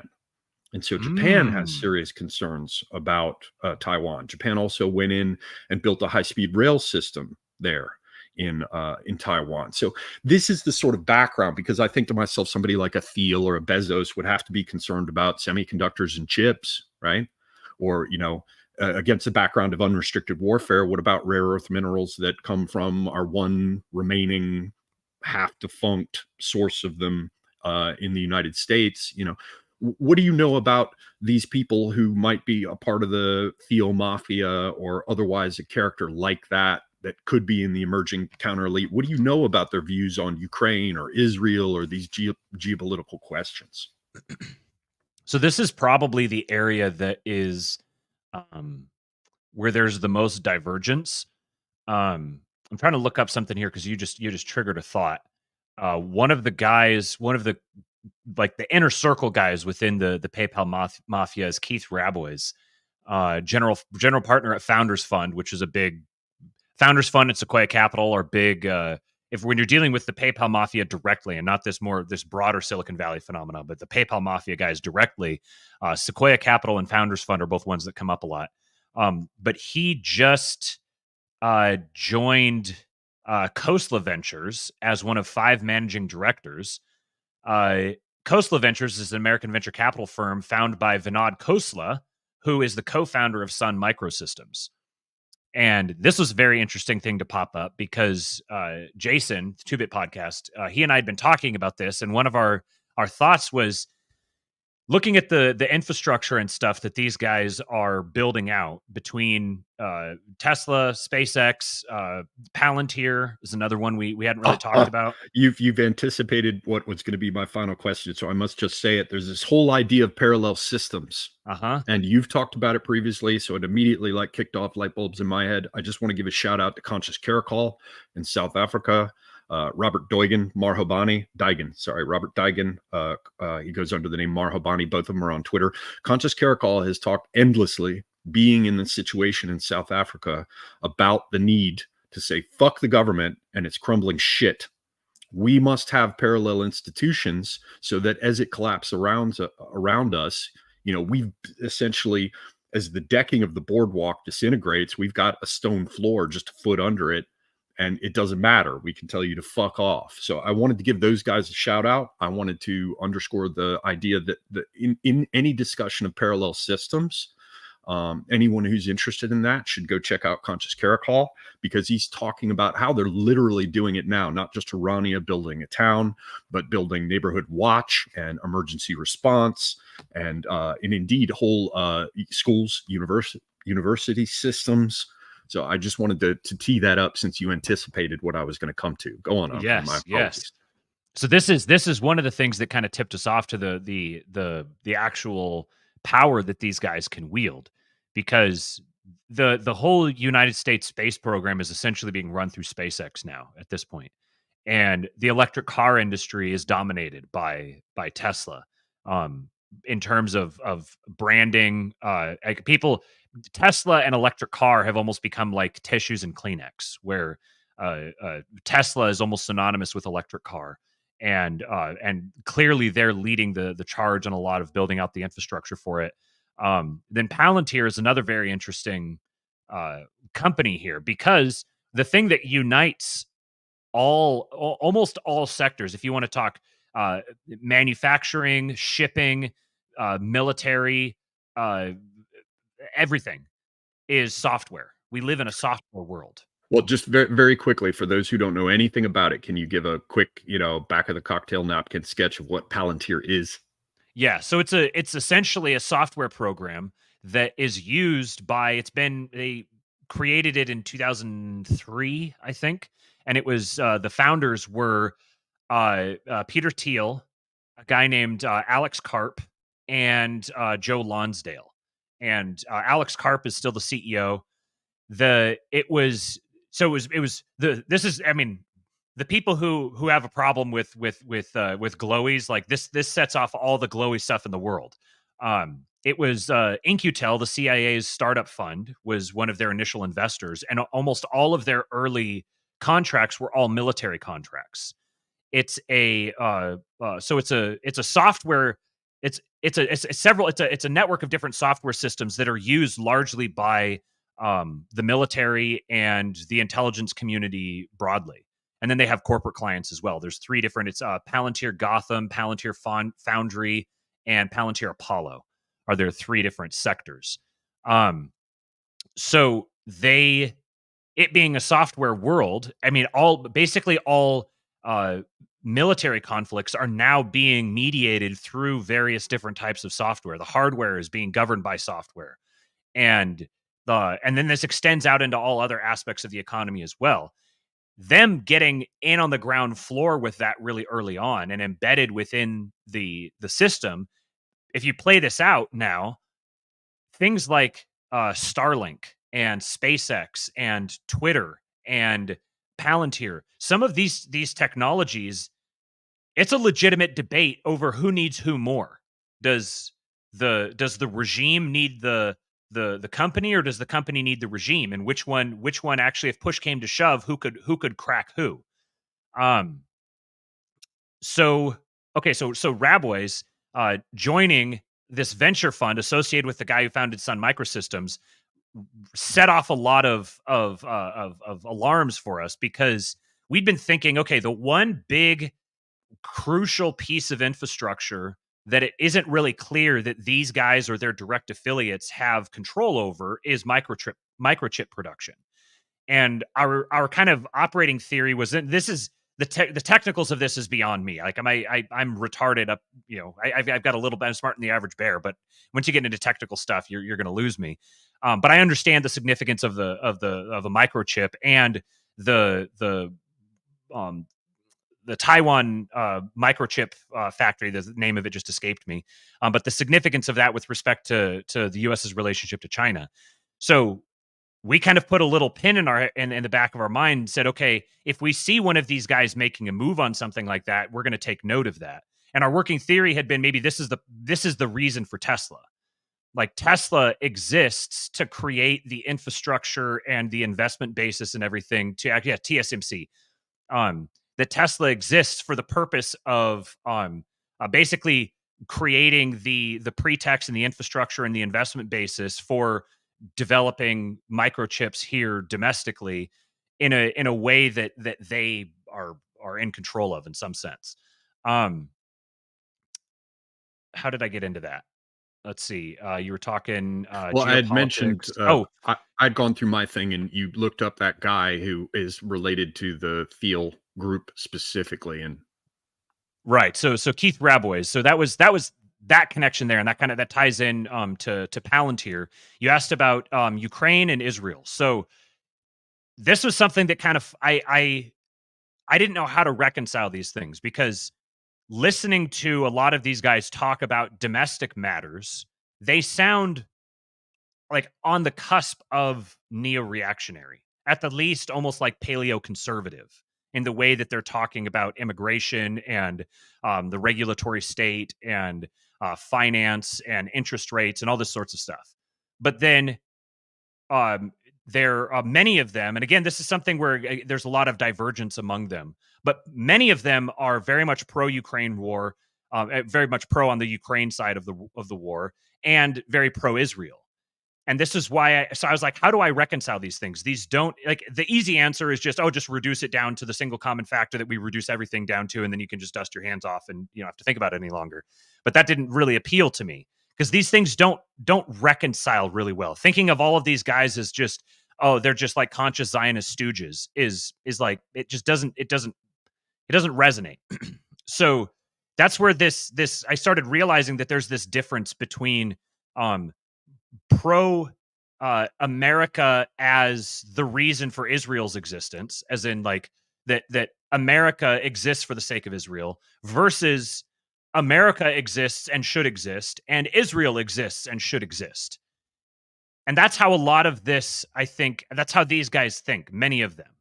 I think they see Israel as an ally. They're happy to do business with Israel. They don't have the inclination to see them as suspicious per se. They're also not entirely closed off from it. Some of them actually are Jews, but they're also, given their kind of natural pragmatic instinct, they're people who are publicly showing that they're changing their mind on other fundamental issues, specifically regarding domestic politics.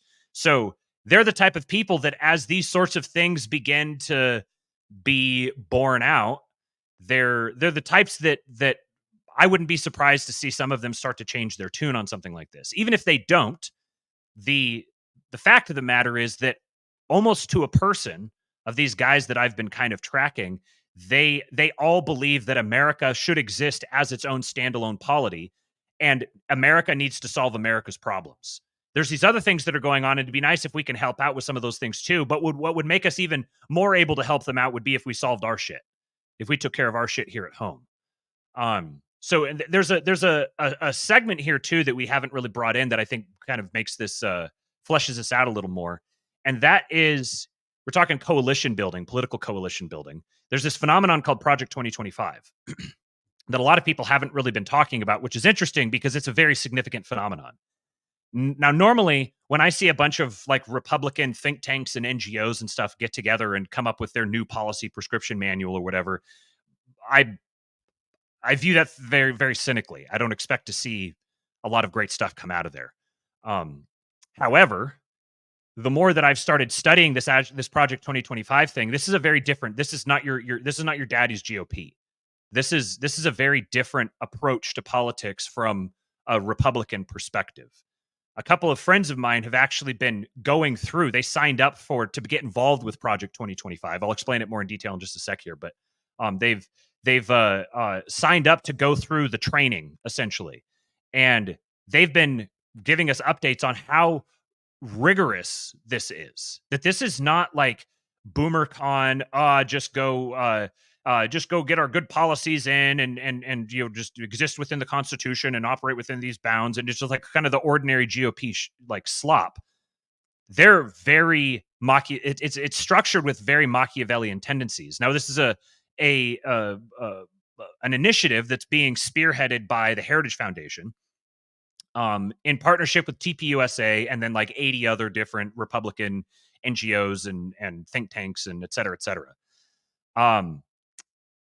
I don't remember exactly how it got onto my radar, But oh, I remember what it was. So someone had pointed it out to me, and I just kind of looked at some of their talking points. One of their big things is slashing the federal bureaucracy. They're talking about how you can recategorize federal employees so then you can fire a huge number of them and clear them out. They're talking about how the thing that like Trump was great, but what kept Trump from being even greater was him being surrounded by a bunch of disloyal people who just backstabbed him and slow rolled his agenda and essentially just stonewalled him, and that we can't let that happen again.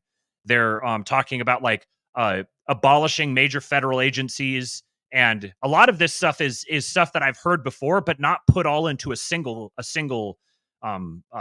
agenda like this. And then I was listening to Vivek, and I realized they're hitting the exact same talking points, and I don't think that that's a coincidence.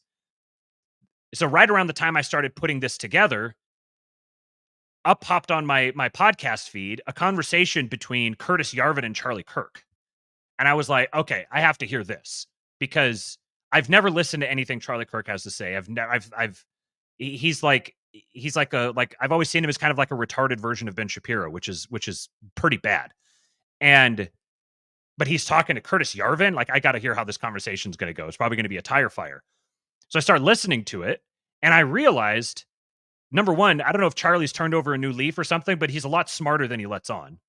And the way he was engaging with Yarvin made it very clear to me that he was already familiar with Yarvin's shtick. He was already he wasn't talking to him for the first time. He was asking him questions that were drawing Yarvin's points out and actually reinforcing them even better. And Yarvin was making like the best possible case you could ever make to a boomer audience for the necessity of a Caesar, essentially, and using Elon Musk as the example. And then in the middle of that conversation, he mentioned Machiavelli, and Charlie Kirk interrupted him and said, "Oh, Machiavelli is amazing. I spent last summer studying Machiavelli with Michael Anton." And that's when I went, okay, there's something going on here. So now you got Heritage, you've got Anton at Hillsdale, you've got TPUSA involved in Project 2025. Charlie Kirk is bringing Curtis Yarvin on to talk about oligarchy, democracy, and monarchy, and the necessity of an American monarch to come through and like wipe out all these federal bureaucracies. And he's talking about how you can do all of this within the Constitution. So you don't even have to go about this as like, oh, we got to throw out the Constitution and abolish it. No, actually, we could sort of tilt the Constitution this way, and look, every single one of these things is constitutional, which is exactly the way to present it if you want the boomer cons to go, oh, yeah, we can do it constitutionally. Oh, this is great. So putting all of these different pieces together, I realized there's a legitimate, I don't even know, like a legitimate reactionary conservative movement happening separate from the Silicon Valley phenomenon. This is something that's happening within the Republican political sphere. You have actual adults who actually understand how the political system works, and they've created they called it like their presidential training academy or something like that. And it's an online college essentially that's teaching everybody who goes through the program is learning in detail all the steps of making like a bill becoming a law, like how to navigate the media, how to deal with how to manage a lawsuit, how to handle being canceled. The administrative stuff that previously would have been taught at Cambridge and Yes. Oxford, and once upon a time at Yale and Harvard, to produce the very administrators who remove the slop from their chains through which they try to apply force. Right. Now we're seeing that this is something that's actually being generated by the actual serious movers and shakers within the Republican Party. Now, I still have a very dim view of the Republican Party in terms of it's overwhelmingly compromised by people whose express purpose is to be there and to hold things back. But if you're talking about, Michael Anton being involved in red pilling Charlie Kirk on Machiavelli and starting to move in a Machiavellian way, and I'm seeing that borne out in this movement that's developing within the Republican political side of things, and then you tie that in with the Silicon Valley impulse.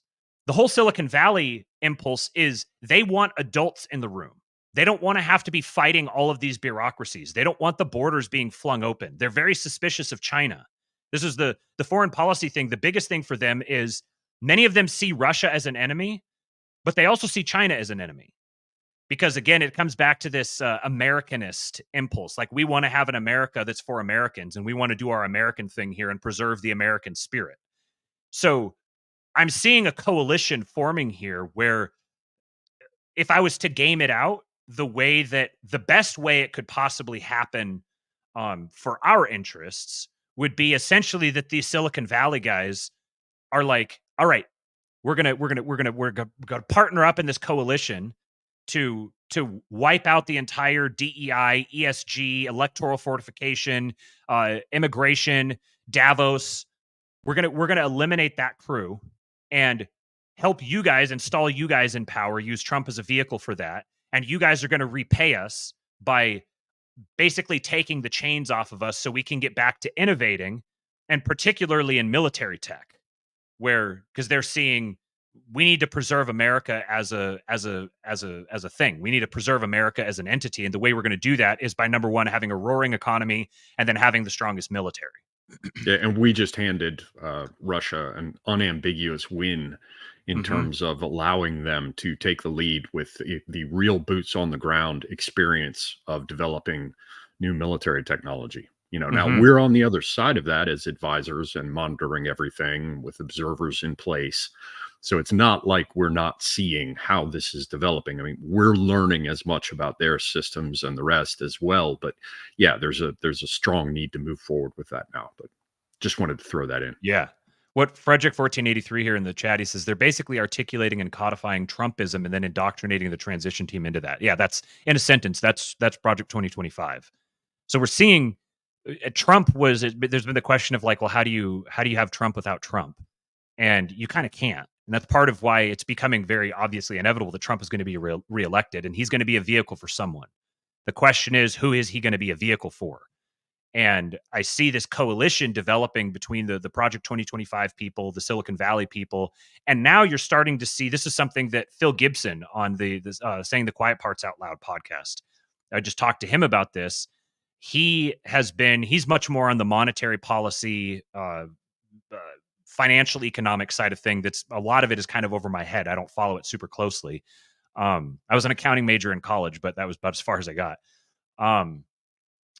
He's got connections with Tom Luongo, who has a very similar perspective on this, that essentially what we're watching with Jerome Powell and Jamie Dimon in particular is a detachment of U.S. financial policy from the euro dollar, largely speaking, and a kind of like an onshoring of American financial power for the sake of America. That America is no longer going to be the bank for the world. America is going to be the bank for America. And it makes sense. Once they laid it out to me, I was like, well, this actually makes sense, because someone like Jerome Powell or Jamie Dimon is not exactly given over to. Jerome Powell is eighth generation Virginian aristocracy. He's not exactly given over to particular ethnic factions who want to turn America into a cash cow for the entire global system, because then that takes away his like what point is he? Then he's just a commissar himself. And that's one of the things that struck me when considering, the old sort of Yankee industrialist families. Yes.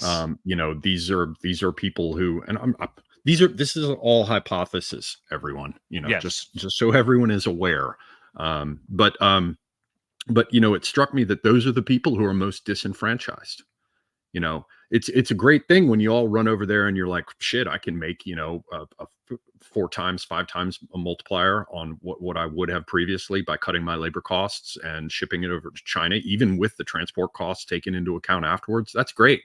But then when you show up 15, 20 years later, when China's blowing and going, and they're like, no, suck a fart, fuck you. That's not something that those people enjoy. Now, a certain number of them can still be paid enough for themselves, but in order to set them to one side and say it's worth it for me, and the friction that would be involved in any kind of pushback against that might, sink me. But as soon as there is a breach in the wall, you're going to see a whole lot of people interested in reestablishing their power, because all the people who attempt to reckon this, most of us have never seen, I say this often, most of us have never even seen anything but the upper middle class or the very bottom of the upper class. For these people, money is simply an index that indicates power. That's it. And so, you can't pay off people who want power. And so to that extent, I think there's quite a bit going on there with people who come from the old sort of governing classes and have the older roots. This is all a hypothesis. I don't know. They could all be as crooked as a dog's hind leg. I don't know. But I think it's at least worth considering the possibility that there are people who are pissed off about it, who are tired of being fucked out of their peaches, and want to do something to reestablish themselves. I would strongly recommend, especially for those of you who are more, I don't know, econ policy inclined than I am. I'm good at listening to it and understanding it, and like I grok it, but then to try to like regurgitate it, I would literally just be repeating somebody else's words. So I'd recommend go over to it's qpol.substack.com, I think is, or just quiet parts out loud, QPOL.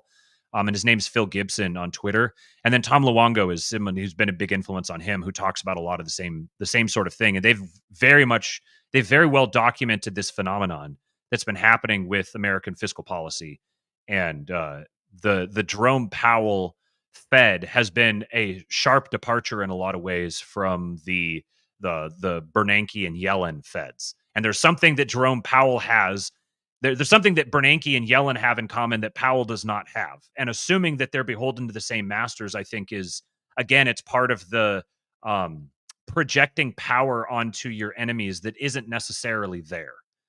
That is, and it's not that it's like morally wrong or ethically wrong to do that. It's that it's like, it's strategically, you're not viewing reality. You're not seeing reality as it actually is. So you're no longer reacting to actual reality.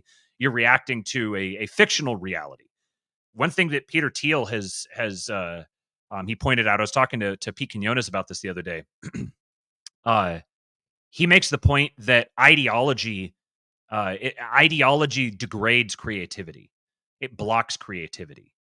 And the ability to create, the ability to think of something that isn't, and then to bring that thing into reality through your actions is a very fundamentally human thing. And I'd say specifically, it's a fundamentally masculine thing. This is what it is to be a man, is to create. Yeah, and I was just going to say that whole thing you said about your friend's riff, the vengeful son. I think we're very in the interview with Tucker Carlson talking to Lex Friedman. He kind of laid into him along the lines of how you actually measure whether something's worthwhile, and it's how it changes your life.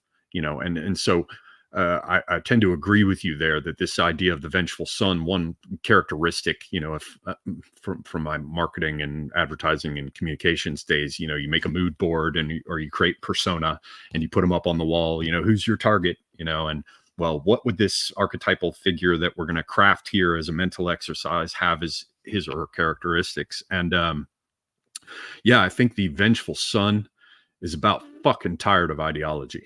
Like absolutely up to here, like fucking done with it.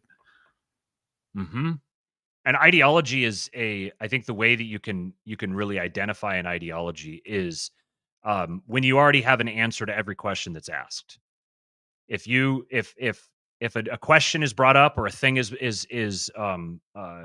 comes into your sphere of awareness, and you identify or name or categorize that thing impulsively before thinking about it and considering it, then that's an indicator that you're beholden to an ideology. Being able to thoughtfully contemplate something and not have your mind made up on it before, like at the moment that you encounter it, is I think an indicator of a creative mind, a mind that hasn't been bound by the shackles of ideology, which is ultimately going to be, again, I'm not framing this in like moral or ethical terms. I don't give a shit what you do. But if you want to be effective, if you want to be competent, if you want to actually engage with reality in front of you and not through a filter or through a lens, then I guess an ideology is just kind of like a shorthand tool that you use that ultimately tends toward every or having a hammer and everything looking like a nail.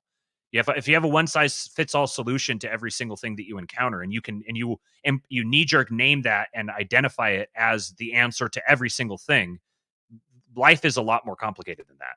Yeah, A lot and of it, it's especially also, when you're getting to complex systems, complex global systems, there's a tremendous amount of nuance. And the idea that every single person, every single node within this entire complex system is 100% ideologically honed in on the exact same thing is I mean, the only way you would think that is if you've never interacted with people.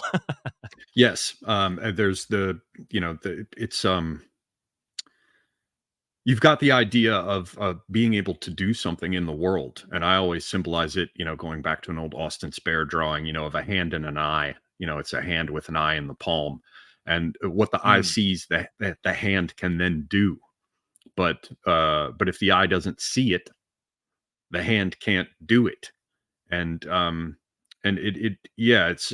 there's a sense in which, we see this. I'm responding here with all of this. Bear with me, because we see things like the emergence of this. I think it's terminology from systems theory or whatever, but not being a tech guy, forgive me. But we're seeing the rise of people just saying the purpose of a system is what it does. They're tired of hearing the ideological justifications for some reified future state, that perhaps one day we'll enjoy. And I think one of the big problems, like I've talked with Pete Quinones about, what went wrong with libertarianism. And, one of the things that occurred to me about all that is it's these people, they want to have an answer to everything. There's this drive to have I call it like the clavis magnum, which is probably fucked up dog Latin, but the great key. If I have it in my mind, no matter what happens, I can hold this lamp up, and the light of this ideological lamp will reveal whatever this thing is. But they want it to be universal, and they want it to apply to everything. And they go back in. It's like trying to figure out tempered tuning, where you have distortions when you create tempered tuning, because it's not exact. When you lay out a keyboard, so you can hear the ding, the C, and then another octave up, ding. To get it perfect that way, you introduce this certain amount of distortion. Or it's like trying to make pi a number that doesn't just continue endlessly for a string. They're constantly trying to have one universal answer to everything, and they're horrified, terrified, paralyzed, literally paralyzed when confronted with the reality, which we're just going to have to take it all on a case-by-case basis and learn as we go, and we're going to fuck up. There is no ideological key which is going to fit every lock, and that's an important thing to understand, because as you say, it's a key to acting in the world, which means you're really talking about selective pressure and evolution.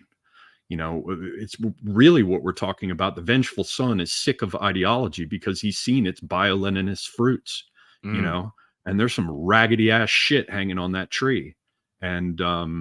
And there's nothing nutritious about it. I'm going crazy with the chain of metaphors here. I wanted to ask you what you think, because you brought up this business of Trump, and the fact that he's not going to be here forever, and how do you do Trump without Trump? And then the whole thing of this Project 2025 or whatever to create a transition team and the rest.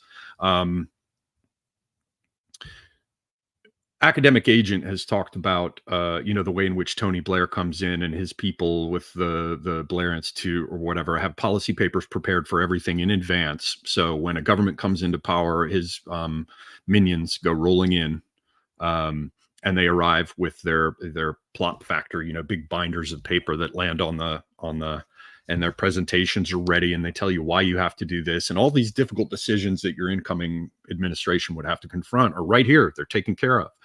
That's a much older thing that the Brits did for quite some time. The same roundtable group and that other stuff that I mentioned.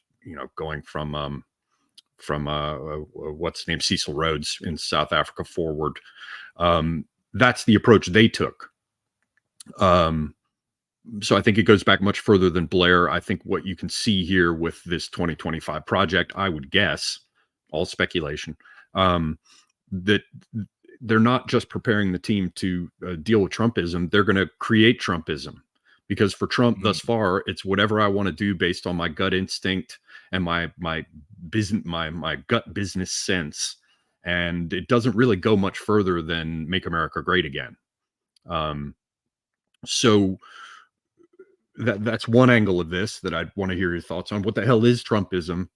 Or if these guys are creating it, what is it going to be? I think you've sort of sketched out the outlines of it across this conversation. But then so that's one aspect I wanted to ask you about. And the second aspect of that question is who might be the heir apparent, if indeed there is one, or at least a transitional figure to carry us forward beyond Trump.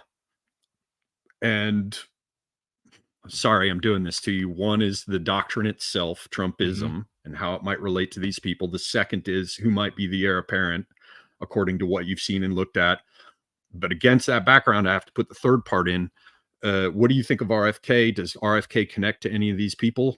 And what's the picture with him? I know a lot of people dismiss him, and I'm not at all pro RFK. But he's an interesting figure to me. I think there are many different directions he could zig and zag as this whole thing develops. And I don't think he should be left out of this picture any more than, say, a Vivek character, or with the recent girl boss gun porn we've seen from like Tulsi Gabbard. Yeah. So I'll do the RFK one first. So I actually haven't followed him super closely, and it was mostly because I just sort of have written him off. I don't really see him as a real legitimate player, and I guess maybe that isn't entirely fair because he does have the Kennedy name. I think honestly, the biggest thing that I wrote him off for was his voice. I just don't see his voice being for him to be a presidential figure or something like that. I just think is just a non-starter with the way that he talks. I just think it's such a, not to carry off on this, but just when you think about the abject fetishization of the weak and the differently abled, I think that might just be a case where it doesn't resonate for you. That could be, yeah. An entire other side, it could be like, oh, I feel for him, oh, don't talk to him that way. Anyway. But then leadership and being deserving of sympathy or engendering sympathy in people, those things don't tend to, like on a gut level. I think those things don't tend to go together well. You don't want to feel sorry for your leader. Have you ever seen him in a tight t-shirt? Now that is true. Yeah. So he does have that going for him. And one thing I haven't listened to yet is his conversation with Dave Smith. Did you hear that? No, I haven't. Dave Smith at the beginning of the conversation, I'm getting this secondhand, but I trust the source. He at the beginning, RFK seemed to make a pretty open like invitation to him to be his vice president. He basically asked him, like, do you want to be my vice president? And this is right around the time where there was the rumors about RFK getting involved with libertarians and everything. And then Dave proceeded to just completely fucking undress him for an hour. I saw some of the clips of it where he had RFK just like spluttering, and it was interesting because it seemed like Dave was like defending his territory or something. But anyway, so I think I do have, how do we talk about this? So the thing that RFK has historically been known for, other than his name, obviously, is the thing affiliated with the events of the past several years. A medical thing that doesn't bear mention. Yeah. Right. Exactly. So he has, I suppose you can't underestimate the power of the white woman. and he definitely has a huge following of passionate white women. The soccer mom cabal. I think that can't be underestimated. So I think if I don't buy him as like a legitimate VP candidate. I could eat my words on that. Um, but I think that it would be valuable, and I can see the political utility in bringing him on board somehow. I think Trump is an inevitability. The question is, who is Trump going to be a vehicle for? If the people I think he's going to be the vehicle for are the ones who actually wind up using him as a vehicle, I think it would behoove them to throw him a bone somehow, to incorporate him, bring him on board in some sense. Um, at the same time, I don't know to what extent he is the whole thing. The thing that Dave was really dragging him through the coals over was Israel, and he had very unsatisfying, even grading on politician speak. He had very unsatisfying answers for that. So I don't know to what extent he is an actual regime insider who's trying to cast himself as an outsider. But at the end of the day, he would still be a regime insider. I don't know. These are just kind of some scattered thoughts that I have on him. I haven't thought about him Well, super deep. I didn't want to make it all about that. Just we can move on to the other 2 points, but I do want to observe before we do that Trump was in a position to release all the shit about the Kennedy assassination and chose not to. Yes. And one of the other things that RFK is known for is wanting to dismantle the CIA as his elders in his family had wanted to do. And we saw what the results of that were. And so the combination of Trump having sat on that, maybe he was just forced to. Absolutely, that's possible. And maybe nothing will come of this. But, it's kind of like Napoleon sends the different elements of his army out separately and they march separately, but then they converge perfectly at the right time, seemingly, disconnected, and then pow. Have a hang fire on something like that Kennedy business. It's about to be useless because the people for whom it would be a gestalt shattering shock, that boomer generation you just talked about, they're about to go. But the timing of them being about to go out the door, but a massive realization about it before they do, and someone with a Kennedy name who's taken this stance that these things have to be taken apart, maybe he could be an attorney general. Who knows? As we saw members of his family, playing that role in the past. Anyway, so moving along to, and no warranties expressed or implied. This is just rampant speculation. But so yeah, in terms of Trumpism itself, how these people might be trying to create it and who they might come up with. I saw you mention some very interesting things in one of your discussions about Vivek and the way he came in. And I noticed it before I even heard you discuss that. Maybe you can open up and tell people, since I what it is I'm talking about that you mentioned. But before that, I saw Vivek get up on stage, and Trump was like, speak for 1 minute, and he it didn't feel like these guys were the best buddies, Yeah. So what's up with all that? He got up and he barnstormed for like 5 minutes. Yeah.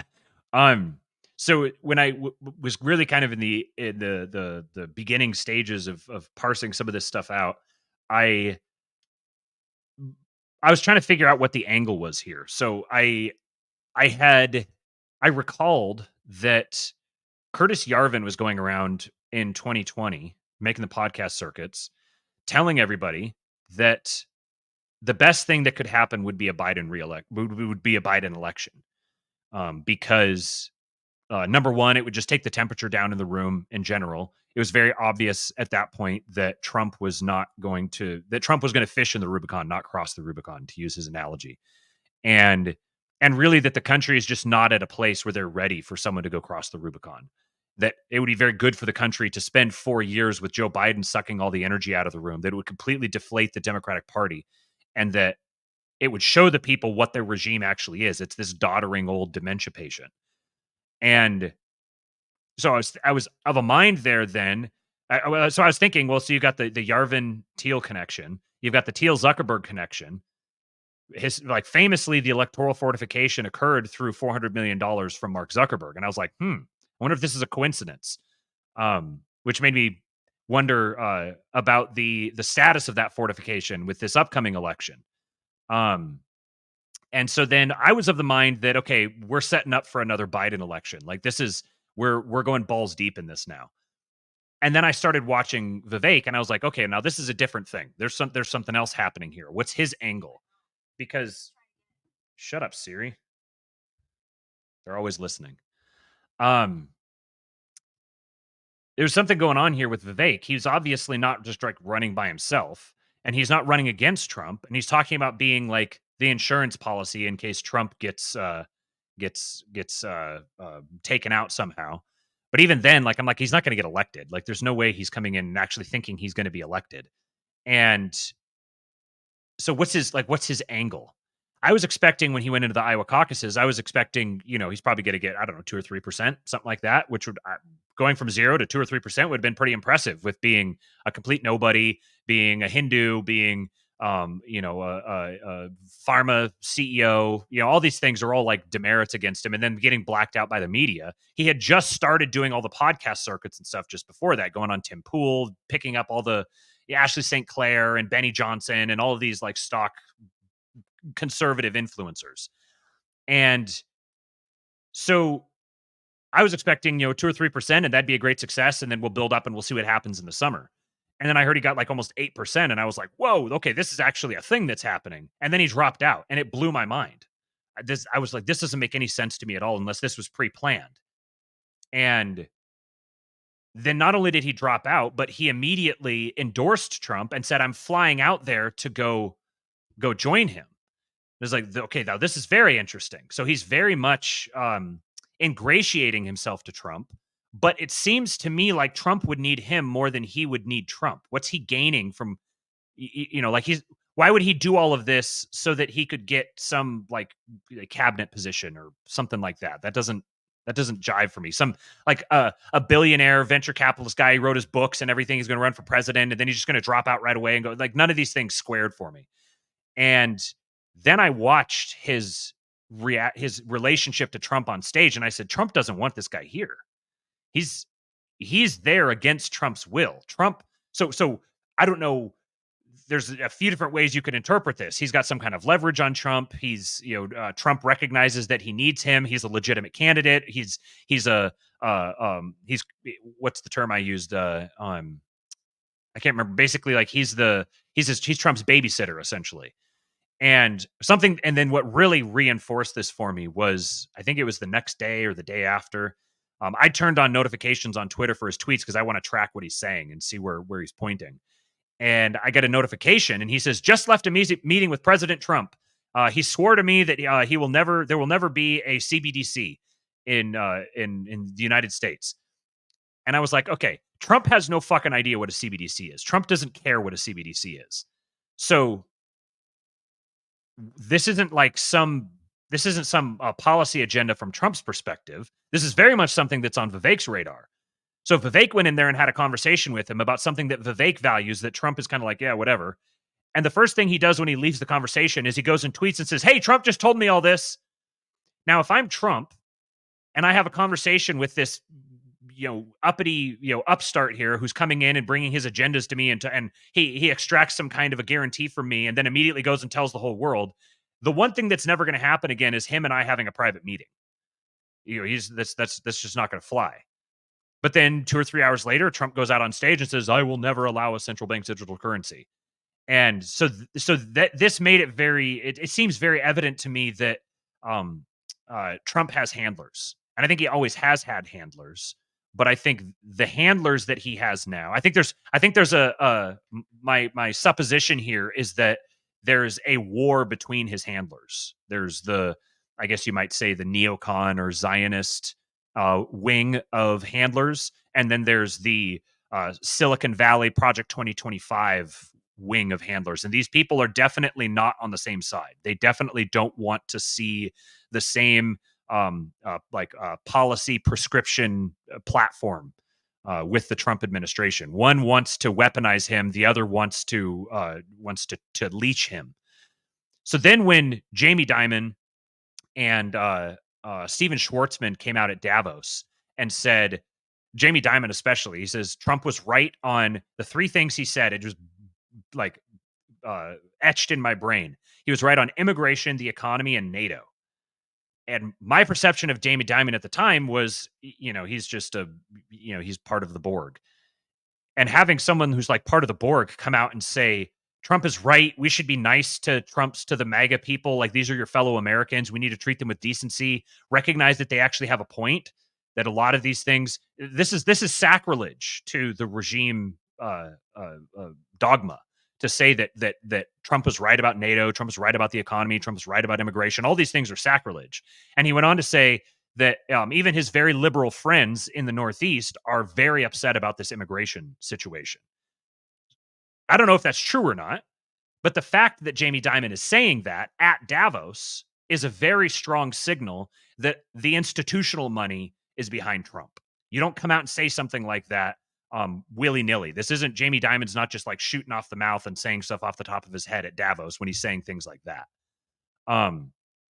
So that was where I kind of saw where Vivek was essentially angling himself into Trump and now beginning to essentially operate Trump. And I think having Trump under indictment is very beneficial to someone who wants to be able to weaponize and control him, which again gets me back to the idea of this electoral fortification thing working out awfully well for this Silicon Valley elite who are using Trump as a vehicle, in my estimation.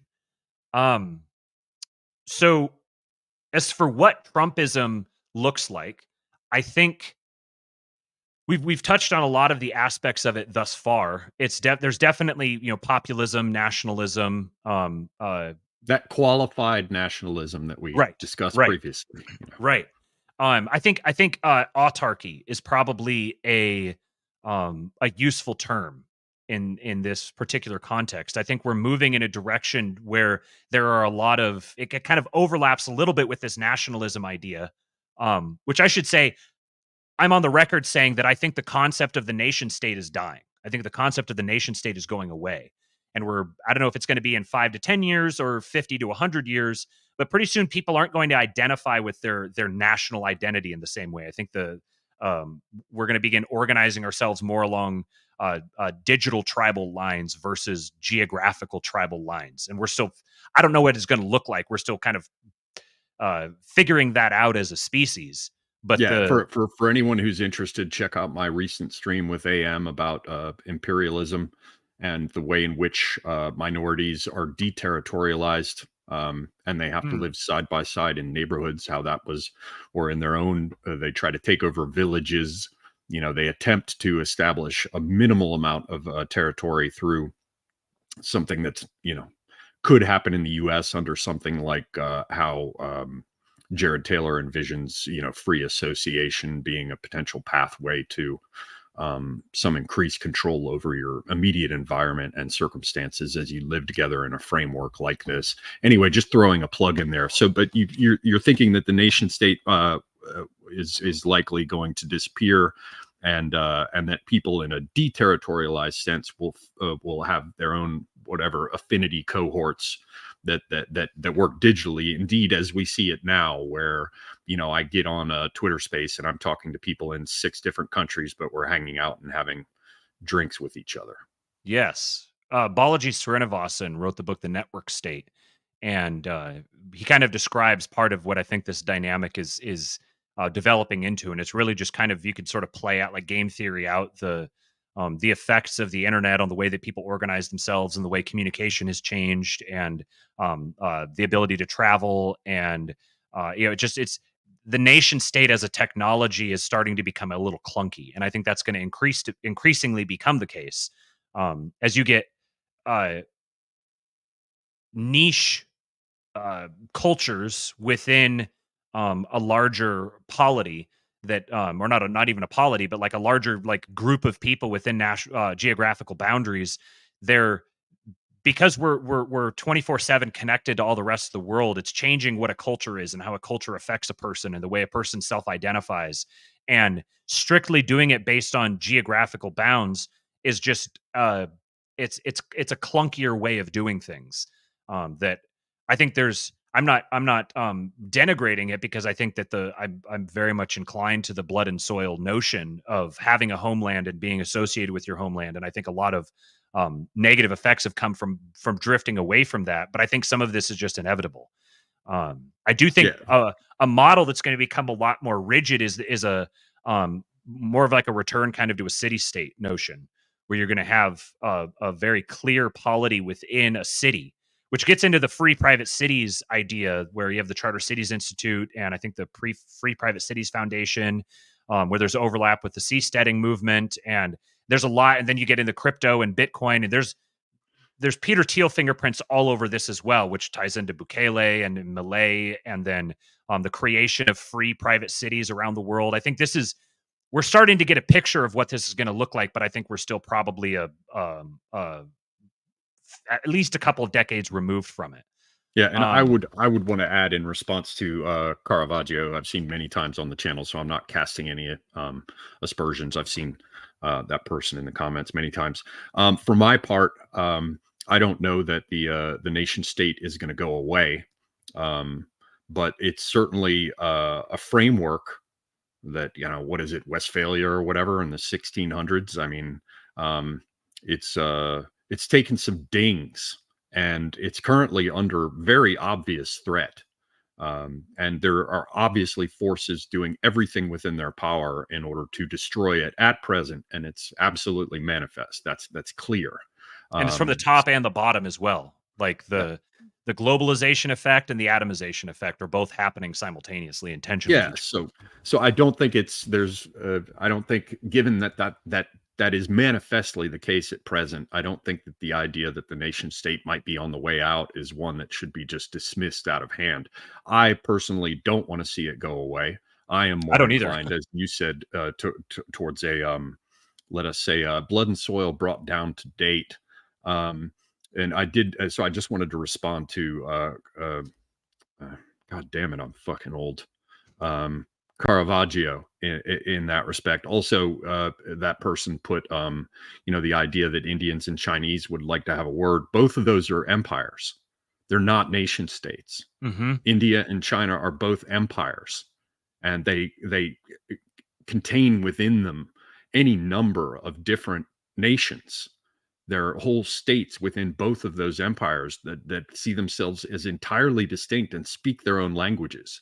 So to assert that India or China are nations, rather than empires, and that they themselves are examples of persisting nation states in this day and time, just seems to me a bit much. No disrespect intended, but against the background of what we're really looking at here, I got the impression, correct me if I'm wrong, that you're talking about a framework and a background for what you think Trumpism would have to be from the perspective of the technocrats under consideration.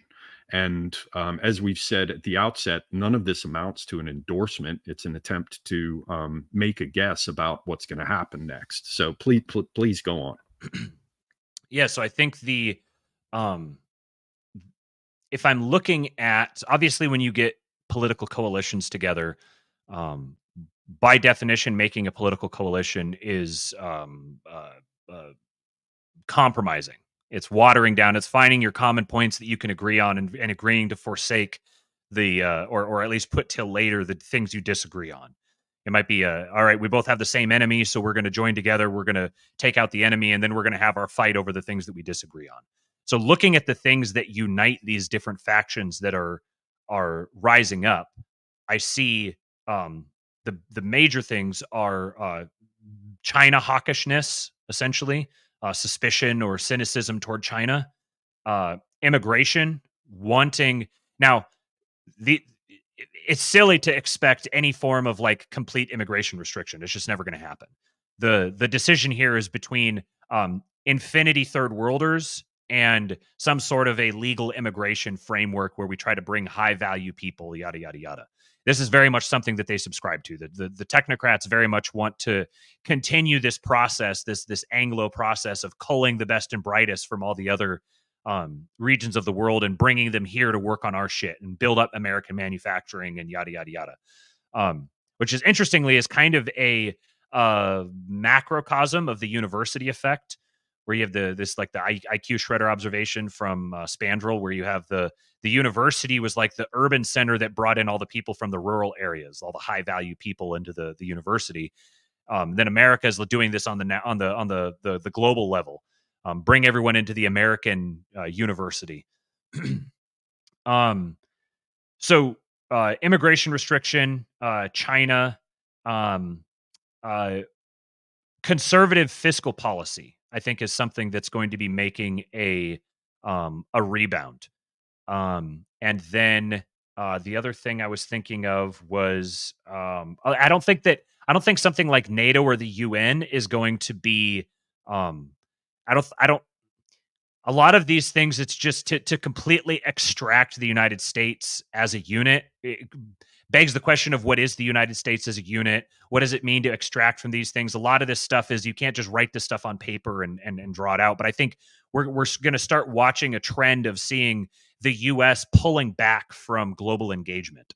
I think this is a matter of simple necessity to maintain the structure of the system. The system is beginning to collapse under its own complexity, compounded by the competency crisis. And so one of the ways that you can try to preserve a complex system that's beginning to collapse under its own weight is by decomplexifying. And one of the ways you do that is removing the extraneous components and restoring the center of it. And maybe this is a temporary pullback for the sake of a long-term re-extension. Again, I'm not under the impression that we're going to see a complete and total. This isn't the rise of Caesar. I think that's minimum probably 50 years away, maybe longer. But there's definitely going to be a shift, and I think that this is people who are reacting. They're not cooperating explicitly so much as they're following the same incentive, which is shit's fucked up. And if we don't fix shit, then we're going to be fucked up. And if you're dealing with reality, then you don't necessarily have to be explicitly coordinated, because reality becomes like a shelling point for everybody, that they can coalesce around the truth or the facts of the matter. So this goes along with, I think, I'm sure saying this name is probably gonna trigger some people, but Peter Zeihan, who's very much a regime toady, mouthpiece of the regime, but even he's been signaling for a while now that we've passed the death of globalism. That globalism is done for. Especially the events of the last 4 or 5 years ago revealed that so much of this global system is just teetering on a brink that's we're perpetually on the cusp of absolute crisis. And so just simply out of necessity, we're going to have to pull back from that brink. And there's too many disparate forces that are all moving in that same direction, all trying to recoalesce around the homeland, so to speak. And he forecasts, and I happen to agree with this part of his forecast, that we're heading into a dark era for everyone. It's going to be hardship for everybody. But the United States is actually going to be, it's not going to be as bad in the US as it is everywhere else. So even though everything is going to be on the decline, the United States is going to be declining less fast than everyone else. And so the effect of that is that the US is going to be set up to persist more into the future than other polities. But I do think that we're going to see a rise of this new kind of nationalism. This seems to be a trend that is, nationalism is kind of the only word that we have for it. I think it's a genuine, we're genuinely encountering a new sort of a political phenomenon that we don't have the proper word for, because it's sort of like nationalism with a more ambiguous definition of what a nation is. But it's multipolar versus unipolar or even bipolar. Yeah, and propositional and meritocratic seems very much to be central to the thinking of these sorts of people. And in any case, we're going to have to see, because there's what's going to be promised prior to the election, and then there's going to be what happens, as always. And we'll have to see whether or not in the course of that transition, if indeed any of this happens, whether or not any of the things promised get carried forward, or whether or not it's going to be, just paint by numbers as we've seen previously. Well, do you have any sense? So to put a cork in that part, we'll see what emerges as Trumpism. And perhaps, according to your hypothesis, which you've said many times is only a hypothesis, whether or not we see them impose a new framework on the more amorphous claims of Trump, many of which can be seen as opportunistic, but not all of them. So anyway, setting that aside, what kind of figures do you see them wanting to put in place? I mean, Vivek is one that we've talked about.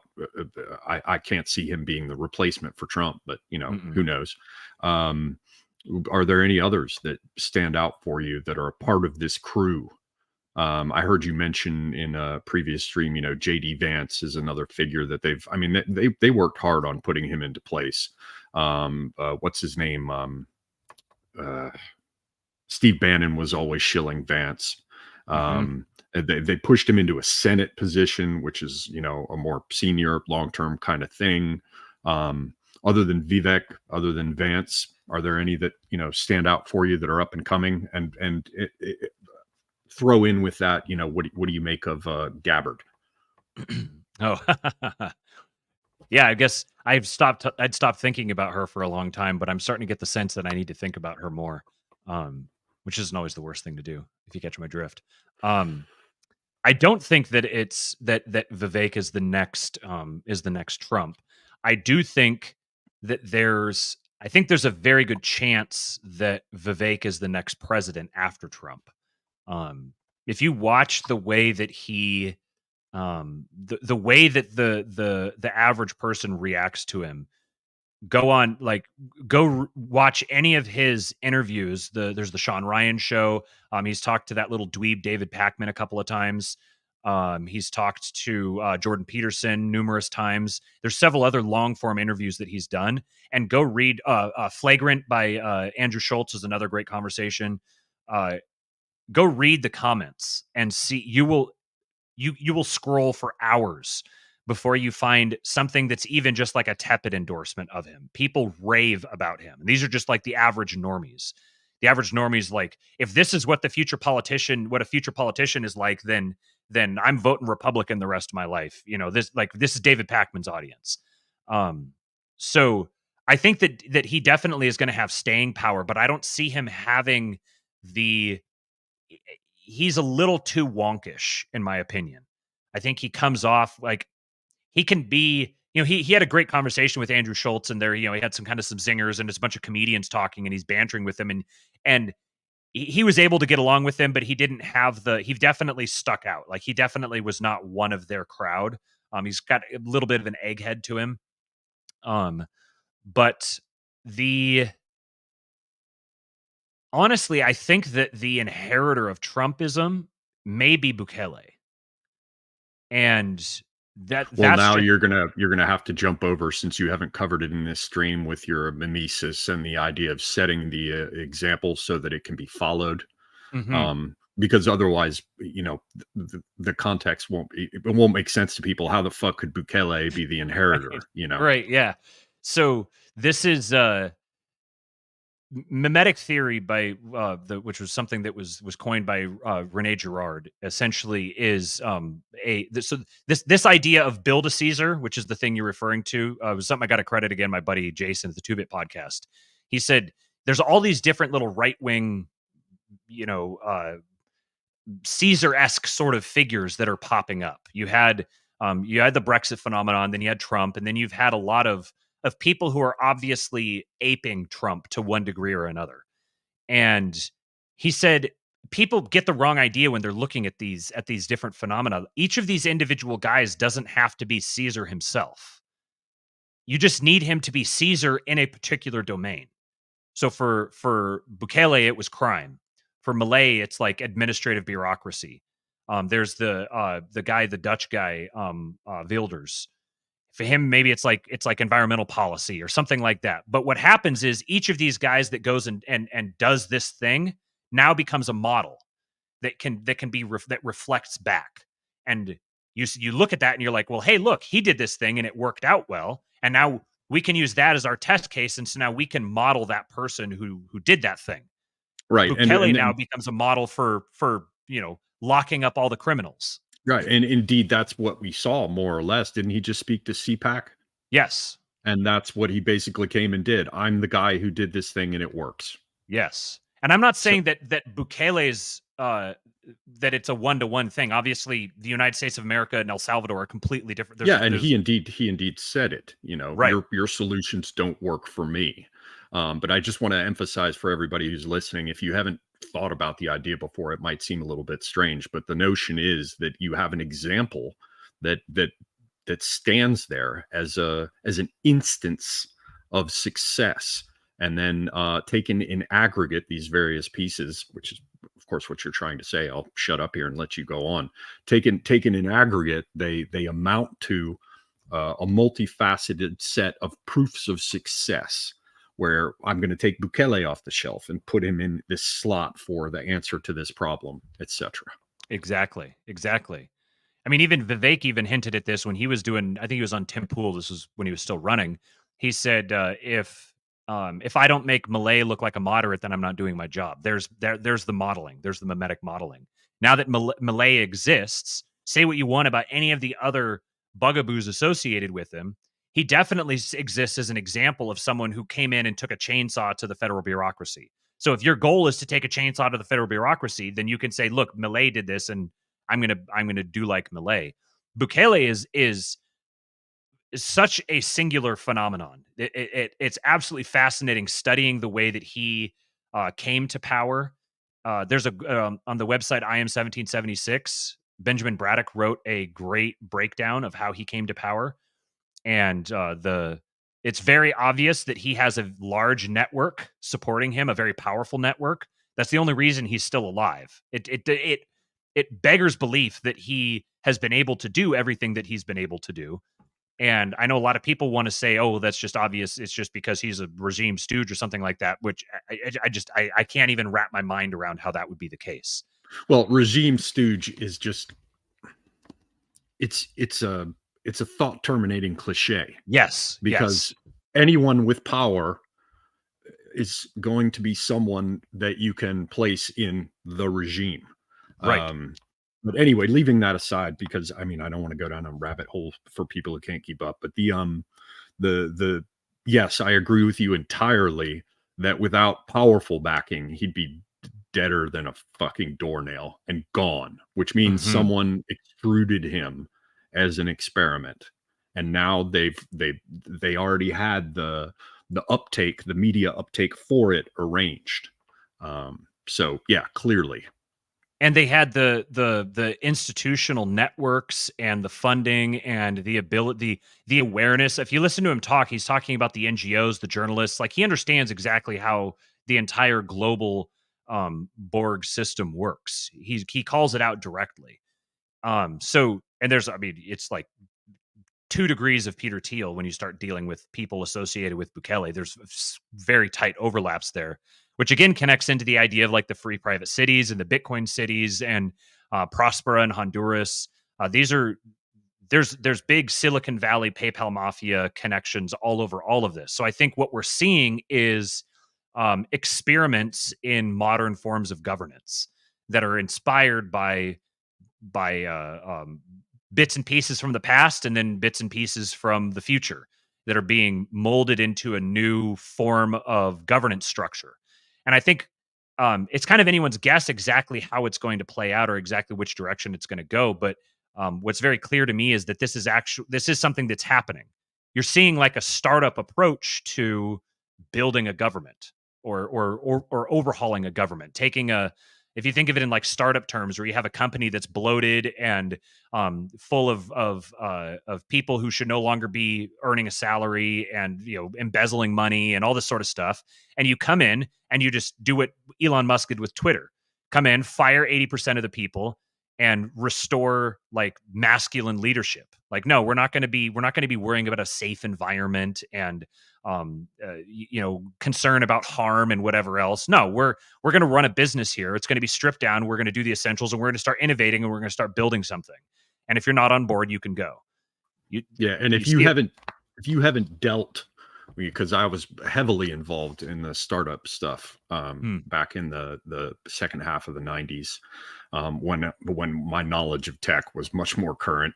I saw the angel investor and the IPO, that whole thing go along. I mean, my friends and I at our little shop, we built a whole system called University Angels, which was to set up alumni groups and get them investing based on school affinity networks of alumni in different offerings. I saw quite a bit of that world. And for people who haven't seen it, this is going to sound strange, if you haven't been involved in startup and investment, but basically the idea is build or buy, Mm-hmm. and with build, you have very much the kind of arrangement that you're talking about, which is where you have these, you have these small companies out there, and you invest in them as long as they work, and you have your exit strategy or whatever. You may exercise some influence over how they do their things, or you might be hands off because if it ain't broke, don't fix it, right? And then you have the buy arrangement, which is I'm going to take an existing entity and make of it what I wish, which might involve gutting it, and taking out just three key pieces of intellectual property and selling all the rest. I mean, there are many ways that it could be done. So for people who, anyone who has any experience in this world obviously already knows what you're talking about. But for people who don't, that's very much a way that things are done. And you can see it reflected, as you've stated, with Malay being the guy coming in with a hatchet, outcome to be determined.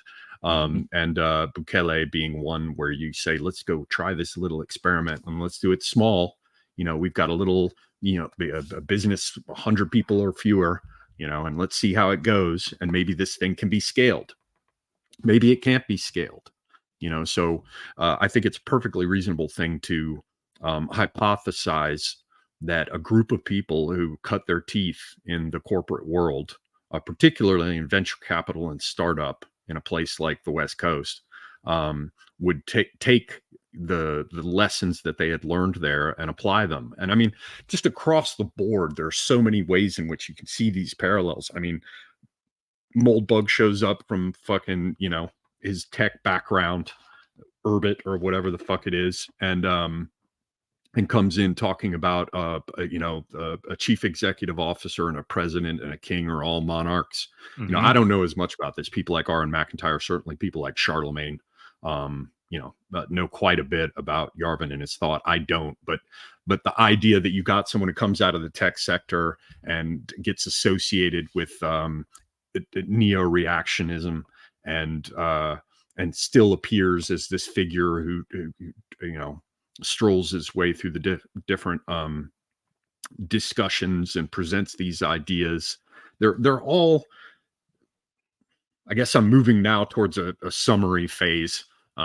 So bear with me. They're all, there's so many different interconnecting threads here that I think anyone could and should take issue with the interpretation of the elements that are in front of us. But the fact that these interrelated elements are all present is, I mean, it's fucking there, so if you don't want to recognize it, don't, and you don't have to like it.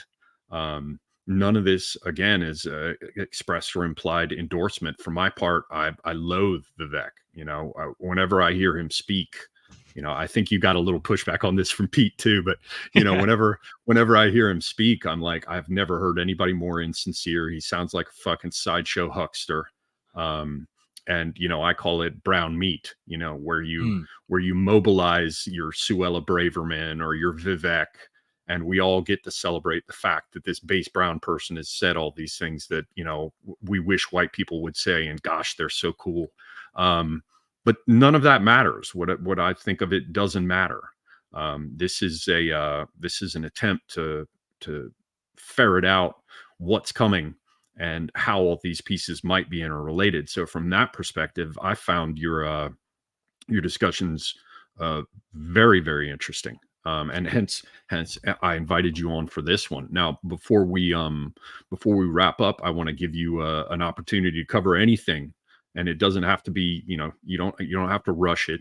If there's anything else that you wanted to cover that you think fits in this framework, since I've cut in so many times, with my own stuff, is there Is there anything else you wanted to cover that you didn't, that you think we should know about against this background?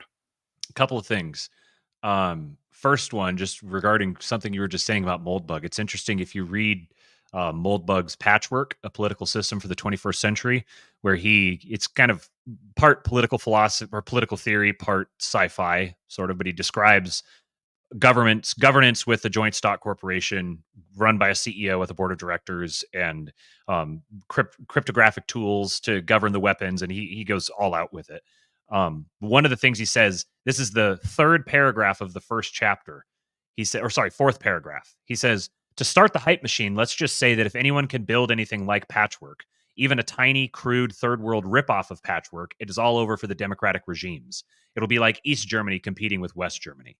That's something that popped out with the conversation about El Salvador.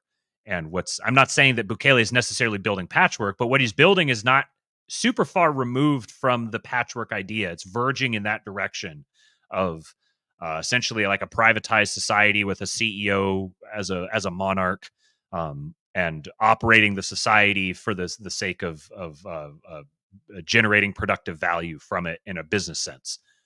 So is that point. The other thing, I wanted to respond to something that was in the chat back here. It said, what you call the technocrat counter elite do not want immigration to be limited to the best and the brightest. They want cheap manual labor just like everyone else.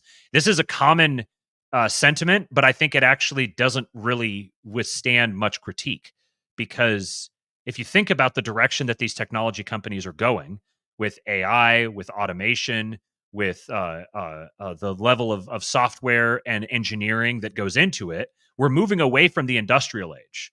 A lot of the industrialization aspect of the economy that needs all this cheap manual labor is quite literally what's being automated. So having the cheap manual labor come in, and if anything, it almost hurts them more, because they want that labor to be cheap and offshored where it can stay cheap. When it gets imported, it gets more expensive. You want to have your offshore call center where you can pay people $2 an hour to run your call center or whatever. When you bring them here, then you have to pay them a lot more. So it actually, and you don't have to economic physically incentive. move them. You don't have to Right. physically move them in this networked economy. And we've had people from, Tucker Carlson, even when he was on Fox, talking about driverless cars and, the disappearance of truckers and how we need to keep jobs for people, and that we don't need to bring new people in because we need jobs for the people who are here. And I think we can all agree that economically things are likely to, faceplant themselves into the curb, teeth first. At which point these questions will become much more important. I mean, Vance did that hillbilly elegies thing about disenfranchised populations that are, falling in on themselves. I mean, there's been quite a bit of talk, even among some of these types that we've been discussing in this stream, about automation and the fact that we're going to end up with ever more surplus population. And when you think about something like a Bukele, this is another dimension that everybody should consider. They've now got the lowest murder rate fucking ever. I mean, so if they can pull off what is simply being hypothesized here, which is to have these different international examples, think about the proportion of the illegal immigrant population in the United States at present that came from Central America. I mean, Mexico has been low on the level of immigration, even though they come through Mexico, as most people here know, I hope. It's not primarily fucking Mexicans. It's, in large part, Central Americans, or it was until we started getting shitloads of Somalis and Nigerians and Sudanese and Chinese. But if you pull off something like a Bukele, and there are really big opportunities at home, and you don't have to hang out with a bunch of fucking gringos, like when, you won't have to worry about John D seeing you at Walmart and make fun of you as a squatty Central American. You can go home and be a king in your own land. I think that it's at least possible to consider that a lot of these people will return. And so there are a couple dimensions here. One, I agree with you that people saying that they just want the cheap labor. Yes, some of them do, under a model that these people that we're discussing this evening have expressly stated it's their purpose to supplant. Hmm. Right, right. So I guess the way that I would summarize all of this is, um, there is a there's a framework that Jason at the Two Bit Podcast and I have been working on together, which is essentially starting from the perspective that we no longer live in a civilization. We have a lot of technology, but we've lost the things that would make us civilized. The low trust nature of the society we live in is an indicator that it is not civilized. We essentially live in a jungle full of warring primal tribes, and we just have extra fancy rocks that we use to beat each other up with. We just beat each other up digitally instead of doing it, physically. Um, the task before us is to actually build a civilization. We need to treat civilization as something that doesn't just happen accidentally. It's something that takes intentional sacrifice, low time preference, hard work, and we're likely not going to experience the benefits of it ourselves. Our progeny will. It's the old aphorism about building trees that your children will sit in the shade of. Um, so with it, the backdrop of all of this for me is I want to see which direction things are going so that I can skate to where the puck's going rather than where the puck is right now. Because I believe that it is going to come down to us to actually have to build this civilization again. We need to begin to re-amass civilizational capital, which has multiple dimensions. You have social capital, you have economic capital, you have political capital, and ultimately, political capital is something that's downstream from social and economic capital.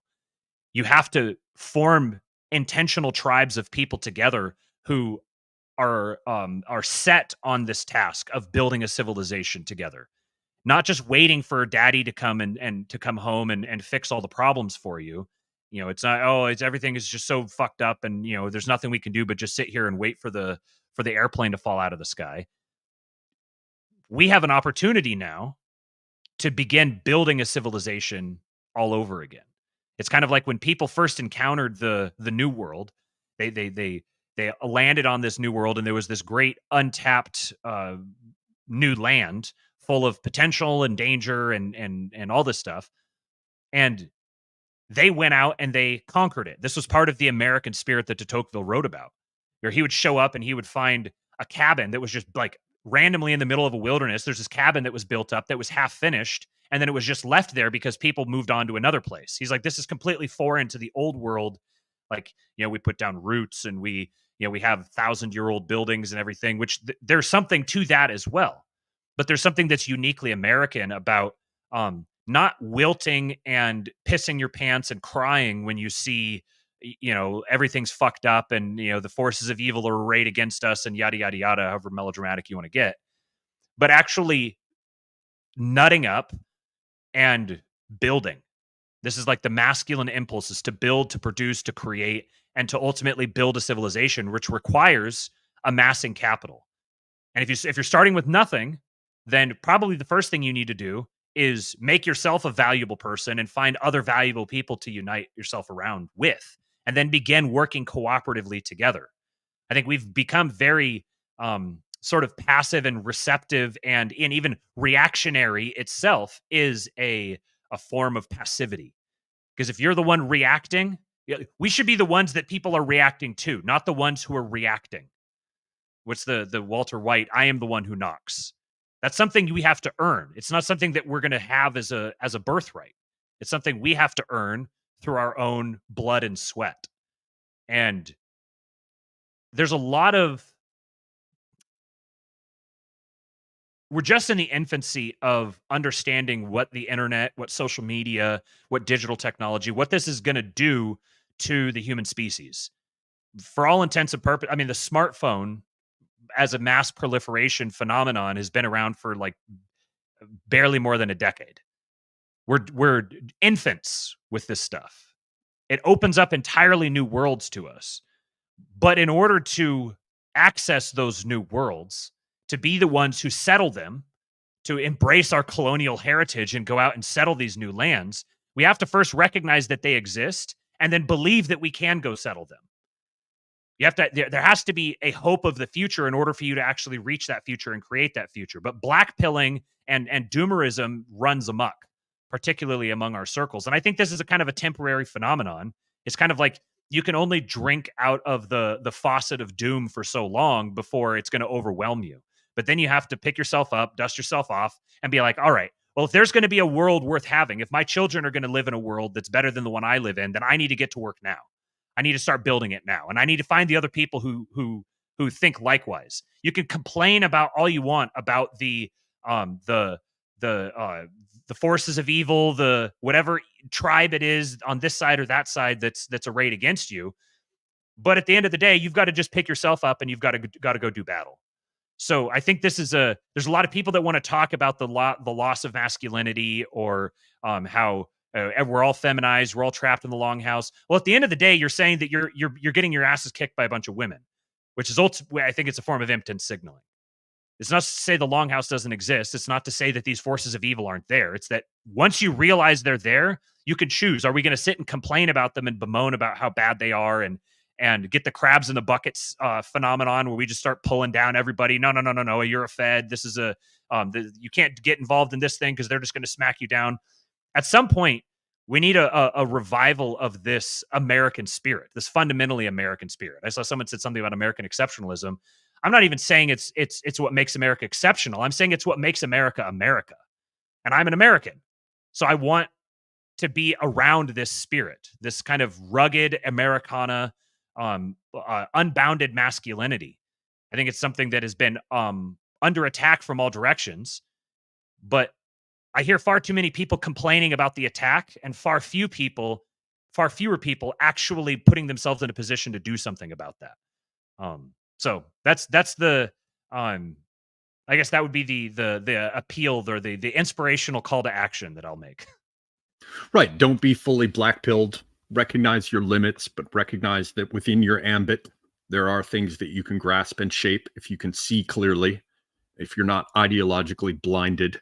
And at the same time saying, there's shit that is entirely out of our control. As the Titans move across the board and fight, I don't buy into the idea that, I have pinned on my Twitter, democracy is the opiate of the masses.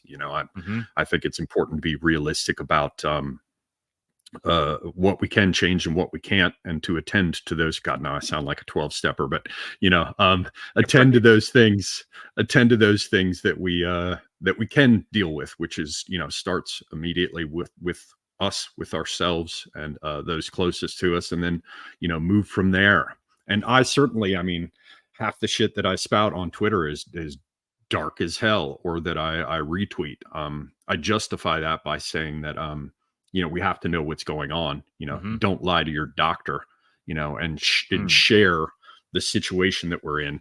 But that doesn't mean that we're necessarily fucked. We still might be fucked, but in God's great creation, yes, in God's great creation, hope should not die, and we should be of good courage, and of good cheer to see what we can do about it. And of course, nobody's recommending that all the different people in the patchwork of worthy nations need to do things as we do. But I'm cheering for all of you out there, especially my Brit friends who send me delicious biscuits and got me hooked on English tea. So yeah, I'm very, very happy to have you on. Obviously, there'll be aspects of this that the Blood and Soil crew will, grind their teeth about, but I appreciate them having come in and listened. Because again, we're just trying to talk about what we see out there. And even if you don't like, let's say someone really think it sucks, 70% of it was bad. We'll carry away what I think has to be at a minimum a good 30% of solid insights. That's even taking a skeptical view. And if you think that there's some other angle about this that we need to know about, if you didn't cover it in the vitriol in the comments, put it in the replies below, and we'll check it out. But before I let you go, please shill for yourself again. I apologize. Please accept my apologies. Because of that strike, I cannot put, until it lapses, I can't put any links in the description for people to be able to find you. So please let us know what you have coming up. You mentioned you have a couple discussions at least coming up, and let everyone know where they can find you. Yes. So KINGPILLED is the channel on YouTube. We do live streams there. We try to go live 2 or 3 times a week. And then also your podcatchers, KINGPILLED. The logo on Apple Podcasts is our old logo. I can't get it to update. I can't get it to change. So if you see it, it's going to look different than the logo that you see on the YouTube channel or Spotify or what have you. But it is the same show. On March 11th, I'm going to be going on Academic Agent and talking same subject, essentially PayPal Mafia, counter elite, this phenomenon. Awesome. I beat that bastard to you. Excellent. You on first. I stole his fucking thunder. But Yeah. all joking aside, I totally recommend AA. He's gonna have other angles on it. He obviously is well versed in elite theory, and I am not. So everybody should check that one out. But sorry, please go on. Yes. Also, let me check my calendar here real quick, just so I can get the exact dates correctly. Go to the 2-Bit podcast and subscribe over there, because he does the Friender Fed bit is a lot of fun, and we're going to be doing Friender Fed, the PayPal Mafia here this Friday, and then I'm going to be talking with him and another good friend of ours, David Gornosky, next Friday, March 8th. So those are conversations that are coming up here in the near future that if you guys enjoyed this one, you'll probably enjoy those as well. And then you can follow me on Twitter at RealKingPill. That's where I'm most active. Excellent. Well, then, just in closing, I want to thank everyone for coming in. Thank you very much. It's been a great stream, great discussion. Thank you, Matt, very much. I've enjoyed it a great deal. Anytime you have anything you feel like discussing and you think it'd be a good fit for the channel, you're very welcome. And I want to give one last shout out again to Pete Quinones. I hope everybody follows him. I would never have come across Matt. And obviously, Pete has lots of other people on, lots of other very interesting guests. And Thomas Anderson, he's saying AA or AM. It's AA. It's on Academic Agent's channel on YouTube that Matt's stream will be coming up. But I'll go ahead and plug Apostolic Majesty too, as he's fucking top drawer. All right, ladies and gents. Thank you all very much for being here. It's been a real pleasure to have you. Until next time, I am Semiagog, and I am out.